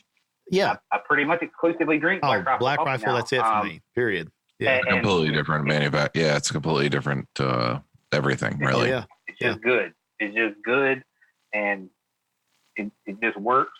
So I am pretty excited. Have you had the Mixters? The Mixters whiskey. Yeah. Yeah. Have you had that, Mark? Oh yeah. Yeah. Okay. Yeah. It's a favorite for sure. I mean, it's kind of sort of up there near you. Another favorite on my end as well. So, yeah. Yeah. What were you going to say about, we were talking about coffee there and then it being a different animal with Black Rifle. Was that leading into another comment, Mark, or? Yeah, no, I was saying that I am, I'm not like a huge fanboy watching all their videos and taking all the time, but like, I do think, the guys are always, I've crossed paths with them many times. They're always very nice, super polite. They're funny as hell. Oh yeah. Really looking forward to Matt's book. Oh, thank you for my service. Right, thank you for my service. Yeah. I listened to the Drinking Bros podcast. Do you? Okay. And I've tried. Some of them are funny. Yeah, no, they pretty much all suck, but I listened to the one that was about his book. Some of them are great. Some of them are not. But most of them are not my thing at all. But I did listen to the one that Matt was on recently that was just basically promoting his book. Right. And man, I gotta say he's hanging it all out there to get chopped off. Oh wow, cool.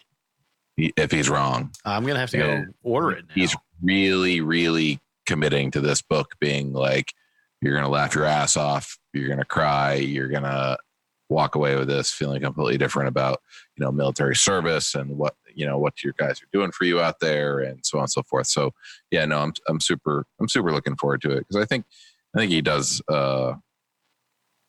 He is a sarcastic asshole, but for the most part, but he proclaimed as a professional talker. But you know what I mean? The lovable type, right? So absolutely, yeah.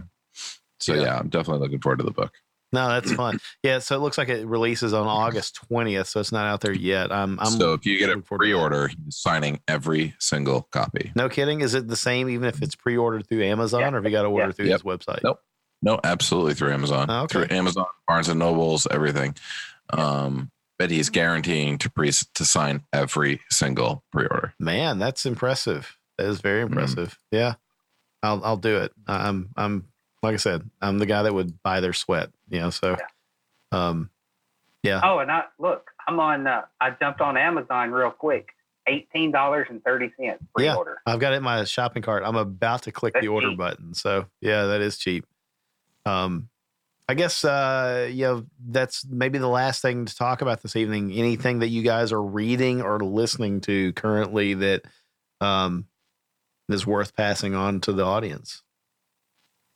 So I just did the Andy Stump Cleared Hot podcast. Yeah, I like it.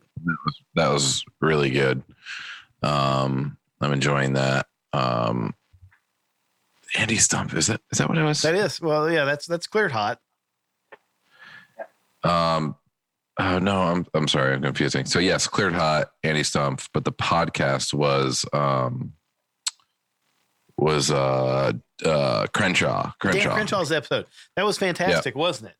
Mm-hmm. And the amount of crap that they gave each other was hysterical, first of all. And just to hear Dan talk about the political system and what it's been like to run and then, of course, win an election. Very cool.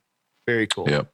And then as far as books go, I've always got a couple going. And when I have time, I get into them. But pulling up my library right now. Codename Johnny Walker.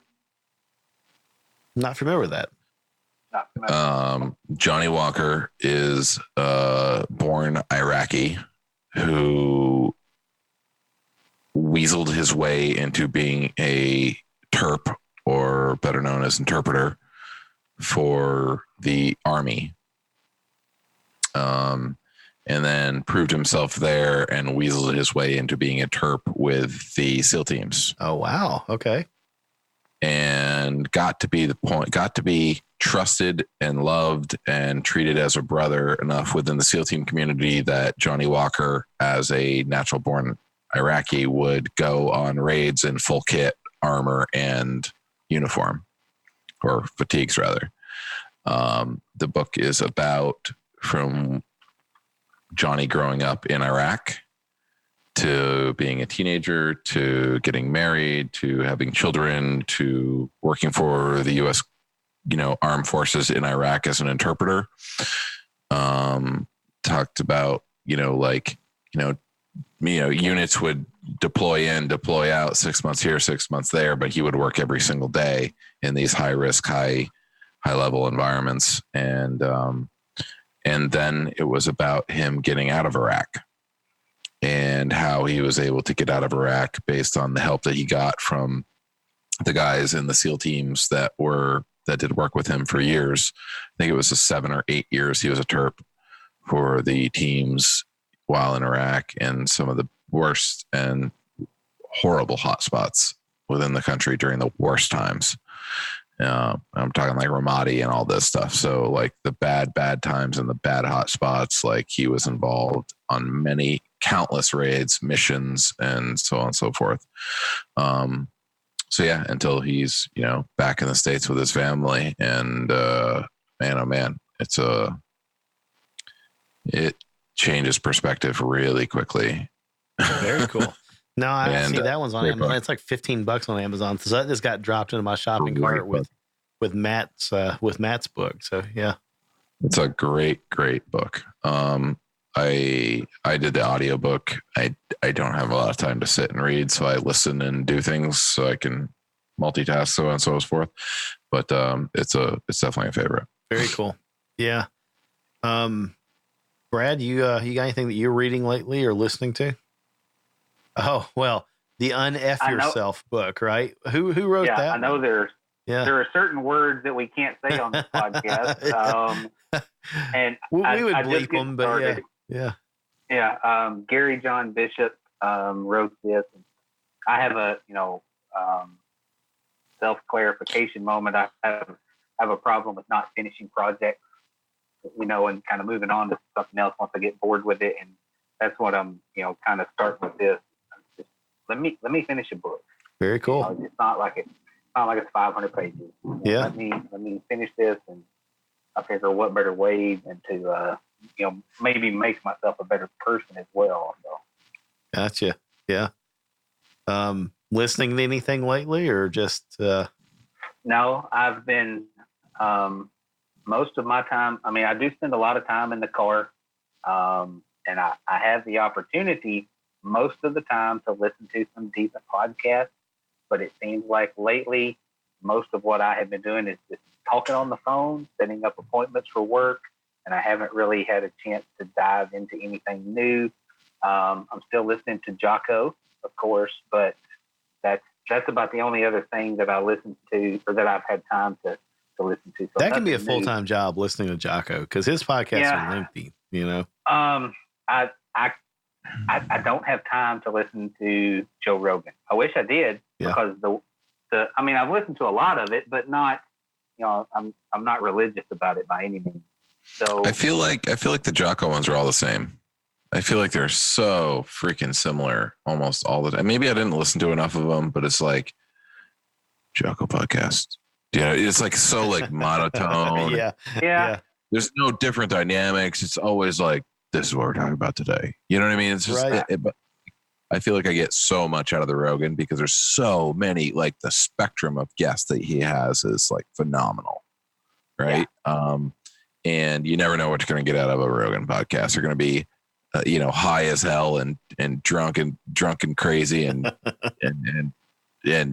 making Elon Musk smoke weed. You know what I mean? Like right. You never getting out of Rogan, which I really enjoy. And you don't know what to expect. Like, today they had a guy who was, undercover, like I don't even necessarily know what his role was, so to say, but he fought against narcos in Mexico.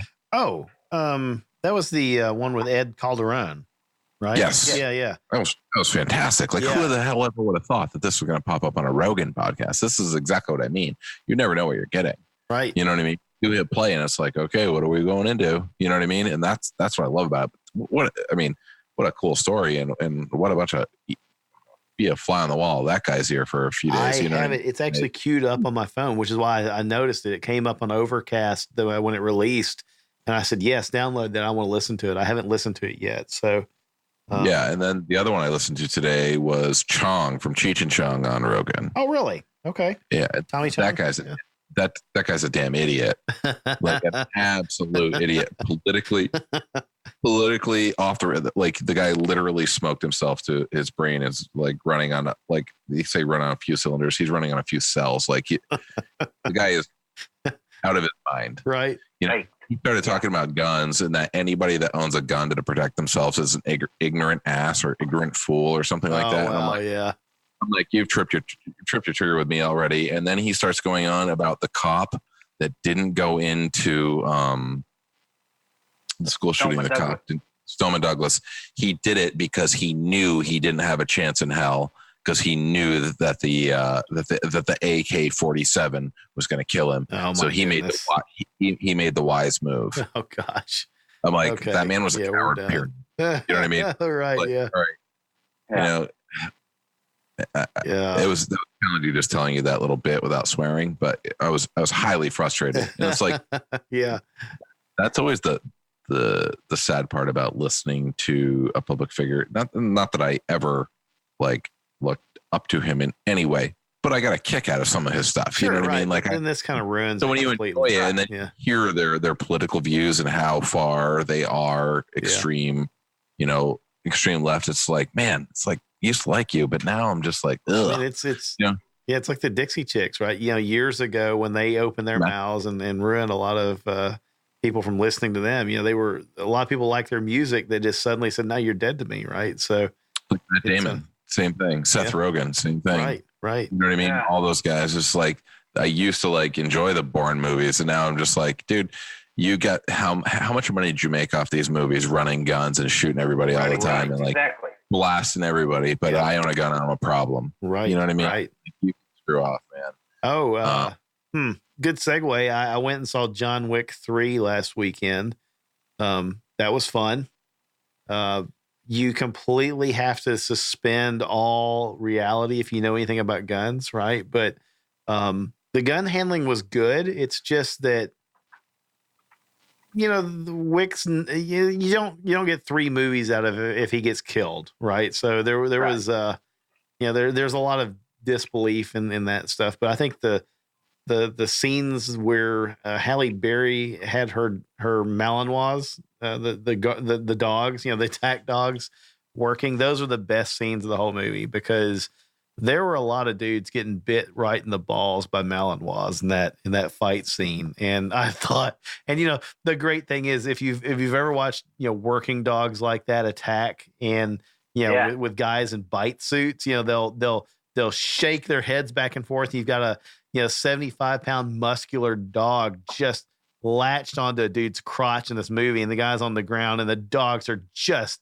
shaking him back and forth right by the twig and berries. And I'm like, wow, that hurts. Shoot me if that ever happens to me, right? So it was funny, but it was good. It was a good flick. The gun handling was good. Taron Butler, it was a giant 2-hour-long commercial for Taron Butler's guns. So, but it was all right. It was a good movie. I liked it. There's gonna be a 4th one, they say. So, yeah. Man, I'm trying to think. Anything for me reading wise? I picked up a book called Unbeatable Mind, written by Mark Devine. He's a former SEAL. And I don't know. It was one of these, like, Amazon will run several books on sale as a Kindle book, and I think I paid a couple bucks for it on Kindle, and thought, I'll go ahead and read it. It's about mental performance and mental acuity and winning the game in your mind and that kind of stuff. And I figure, somebody that survived BUD/S and spent some time in the teams probably knows a little something about the mind game, so it's worth reading. I'm not too far into it just because it's kind of hard for me to get into this one, but who knows? I'll watch. I'll flip through it a little bit more and see where it goes. And if it's not great, I only lost a couple bucks, so I can't really recommend it yet. But whatever. So I did have a pretty neat moment, and that was watching the finale of Game of Thrones. Yeah. And during the embrace with Jon Snow and Daenerys, the one we don't speak of at the end. Yeah. I literally looked at my wife. I was like, he's going to shank her. Did you really? You called it before it happened, right? Oh, we should have said spoiler alert. By now, everybody's listened or watched the show. I hope they watched it. I just pissed off some people. Whatever. I was like, I haven't. I looked right at her, and I was like, he's going to shank her. Yeah. Like, he told her how much he loves her, and you'll be my only queen. And oh, yeah. The old 11-inch dagger right into the heart. Yeah. Ta-da. Yep.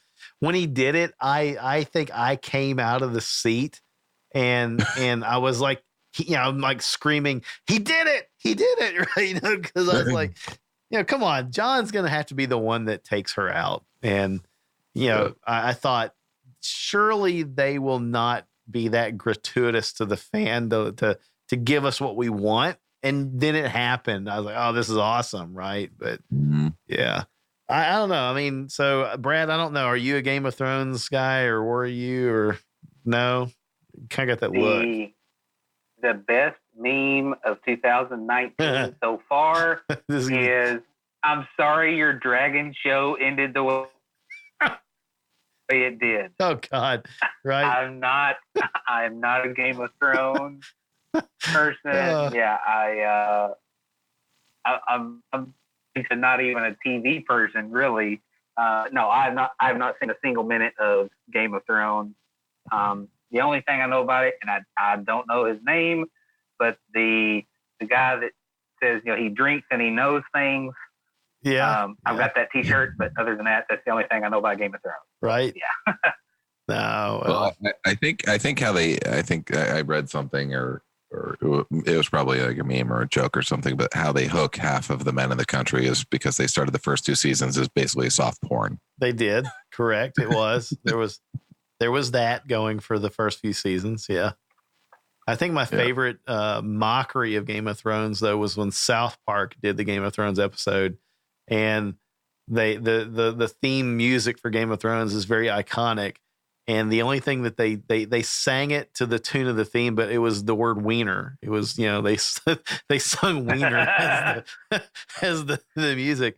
And that was so good and so well played that from that point on, every time the music starts on television, I just hear the word wiener, wiener, wiener, in my head. And I'm like, well, okay, this is, well done, South Park. You ruined it. But yeah. And for whatever reason, the HBO. One thing, go ahead.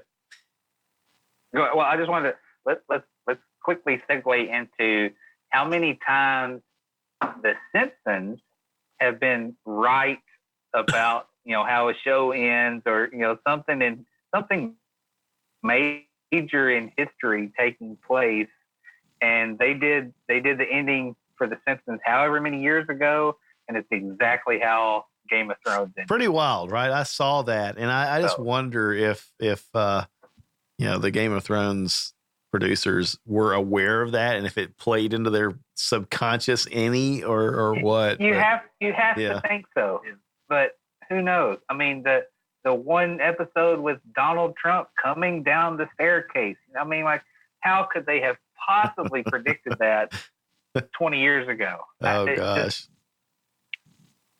Yeah, I don't know. But it happened. I thought the show was good. What I was going to say is, now, from having watched Game of Thrones like every Sunday night for years, whenever any show on HBO gets ready to start and they do the static and then the HBO logo lights up and then it has the sound, in my head, the next thing that has to happen is the Game of Thrones theme music has to start playing, and it doesn't matter. The one for me. No. So you have been Pavloved. I get the entourage. Oh, okay. Gotcha. You have been Pavloved. I have been what Pavloved. It is. You have been Pavloved. That's right. Yeah. I am completely Pavlov's dog whenever that sound plays. Man, did I watched the Entourage series religiously, at least probably once a year. Right. Man, I love that show. I was so upset when that show ended. Man.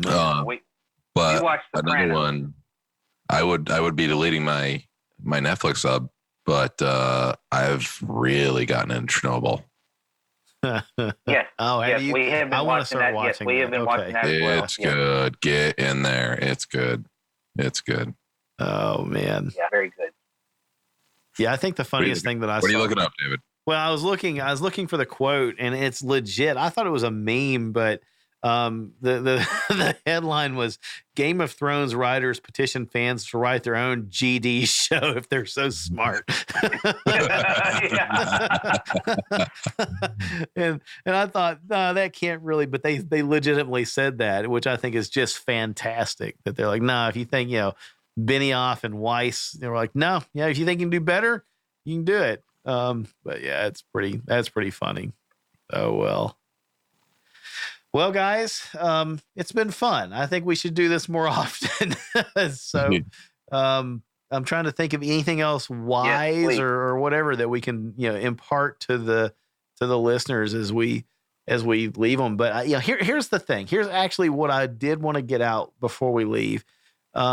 Jokingly, Mark, once before as we were recording the exit, I said something like, hey, be dangerous out there instead of be safe, right? And we're like, no, that doesn't sound right. That's kind of weird. I was listening to another podcast today, and I heard William April, our friend, on the show, and he said, he's got a hashtag, be dangerous. That's like one of his new hashtags. And he said, if you're capable of being dangerous to the people who might harm you, the safety part will take care of itself. And I thought, man, that's pretty awesome, right? I mean, now I kind of feel bad that, we tell people to be safe all the time. And it's like, really, maybe we should just be telling people, be dangerous, right? But anyway, I don't know. What do you think? I don't want to just like... We're 50 how many episodes and just be safe. It's too late to change it. Let it ride. Yeah. I hear you. All right. Well, be cautiously dangerous. There are times in this world when one... Well, no. There are times in this world when you have to be, be a bad... Right, You have to be. But you don't necessarily have to advertise that all the time. True. Yeah. Yeah. No. Well, all right. I just thought it was interesting. It's like, it kind of has that ring to it still, be dangerous. Sounds fun. Sounds, be safe out there. I'm still also remembering what Bill Orndorff and Boone, were saying that like that, about police officers. It's, they don't want, police officers don't need to go out on the street planning to be safe. They need to go out there with the mindset of winning and getting, taking care of business. And sometimes it's dangerous, but that's not us. That's not the civilian's plight. So, I don't know. It's funny. I thought it was worth throwing out there while we were throwing out all this other stuff. So yeah, Mark, that mustache, man, that is, that's like the mascot of this episode, really. So I did this once before. Yeah. And last time it was more Fu Manchu, so it came all the way down here. Nice. And I hadn't seen my wife in like a week. I hadn't seen my wife in about a week, and I'd been on a work trip. And the way our schedules aligned, we ended up meeting up at our cabin up in northern New Hampshire. And I hadn't seen her. It was like 4 days. So I got home, I carved all the beard off and left this nasty Fu Manchu, and it was big. And I was wearing some like super short shorts, and it was like mid-August. It's like Officer Dangle, man.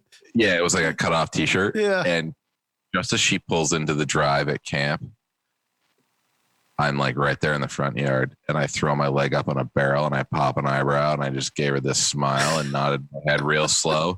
And she goes, she just starts like laughing, and she looks at me. She's like, I can't even look at you right now. I'm surprised she didn't put the car in reverse. Back the out. entire weekend, I would just stop what I was doing, throw my leg up on something, and like spread my hips like real wide. You know what I mean? Nice. And just, like looking, just starting up. Little man spreading. I'd wait for her to glance over. She would just laugh. It's so freaking funny. That's happening this weekend. I'm jealous of that thing, man. I mean, I think that that's pretty awesome. I really feel like I need to get a screenshot of this mustache just for posterity's sake, much like the cat ears. That was, yeah. I think that's it right there. Yeah. So no. Here's the deal. If you want to see the mustache, go to facebook.com/Shooters Nation Community. Is that what it is? Are you going to do it? Yeah, I think that's right. I think it's facebook.com/Shooters Nation. And we've definitely got the link to the community from Shooters there. Nation. Yeah. Anyway, get to the community, join the group, and you can see the mustache. Oh my gosh. That's a reason to do it right there. I will get a picture and I will put it up there tomorrow. Fantastic. All right. Well, Mark, how do folks connect with you after the show? Mark@shootersnation.com. That is it. And if you ever need any Kydex in your life, you're always welcome to go to squareawaycustoms.com. Use coupon code ShootersNation to save yourself some money. Everybody needs Kydex in their life. And from what I remember, if you're an OZ9 owner, you said most of your stuff so far has fit it, right? I mean, I am making stuff that fits. There's some slight adjustment, but it's definitely slight, and we can do it. So, cool. Yeah. And if you end up getting the Zev guns, definitely let them know you heard about it from us. And you guys are now a Zev dealer, yes? Yeah. Yeah, we're working on getting Zev on the show too. I had a conversation with him yesterday with our friend Nick, and so that's in the works. So hopefully we'll have Zev on. The title for that episode right now is going to be Zev Love. Zev Love. Zev Love. Yeah. Yeah, absolutely. Brad, how about you, man? How do folks connect? Same, of course. Everybody in the world is on Facebook, so I'm pretty easy to find. You're definitely in the Shooters Nation community. So, yes, I am in the Shooters Nation community. It's Bradley, Facebook.com/BradleyRJ, and then as well on Instagram, BradleyRJ79. Not real original, but it gets me where I'm going. That's right. It does. It does. All right. So, yeah, I guess you can connect with me, David at shootersnation.com. Again, head over to shootersnation.com, the hub of all things Shooters Nation. Got links to our Instagram, our Facebook, all the other cool stuff there. Every episode that we've ever released, show notes, all that fun stuff, all in one place, shootersnation.com. You need to bookmark it. It ought to be your homepage. It ought to be the thing that opens up before Google opens up on your computer. So there you go. You need to join if you want to see the mustache. Yeah. Join the Shooters Nation community on Facebook. Facebook.com/Shooters Nation. Look for the community link. I think you have to click one or two more things and it'll get you in there. But I will add a quick link to that on shootersnation.com. Do this. By the time you listen to this episode, shootersnation.com/community, I will make that link, send you over to the Facebook group, and then join it if you're not already. And if you're there, great. Yeah. So one final plea, share us with your friends, folks. Get the word out there. I'm going to be honest. I'm going to brag on us. I don't brag a whole lot about us and the show, but I've done a survey of podcasts again lately, trying to find new stuff to listen to. And I feel like we've got pretty good production quality here. I think that we don't suck as hosts. I think that the audio is good. The topic's good. The guests are always good. I'd love to see our numbers get up there. I would really love to see a goal of somewhere around 1,000 listens per episode before we get out of the year 2019. So the only way that that's going to happen is if our listeners share this out with folks. So please do that. Also, final note, I am trying to make sure in each episode there are timestamps that you can click to, and then you can flip through the episode more quickly. And you'll see that with the last one that released. You'll see that with this one. And then we have another one coming up. Next episode is a interview with one of our guest SMEs. I'm trying to make sure that we've got timestamp show notes in it. So if you just want to flip through and look for topics, that's a real easy way to do it. iTunes works that way. Overcast works that way. And, take you straight to the thing, kind of like a chapter mark in a book. But yeah, use that. And, maybe that'll help you get through the lengthier podcast to the material that you want a little bit more quickly. And you can skip past the stuff that you don't, even though I think you'll be missing good stuff. I guess that's it. Gentlemen, thanks for hanging out. It was fun. We should definitely do this again. And, be interested in seeing next time what you guys are drinking and reading and shooting and all that other cool stuff. Mark, sure. You had any parting thoughts there? Looked like you were leaning in, man. The mustache was hovering right over the top of the microphone in an ominous manner. So I just like the way the mustache feels on the phone. Oh gosh, that's where we're ending this show. We're done with that. So does the phone. The phone likes how the mustache feels. I'm done. That is kind of creepy. Everybody, hope you have a great week. Until then, be safe out there. And dangerous. And dangerous. And mustachy.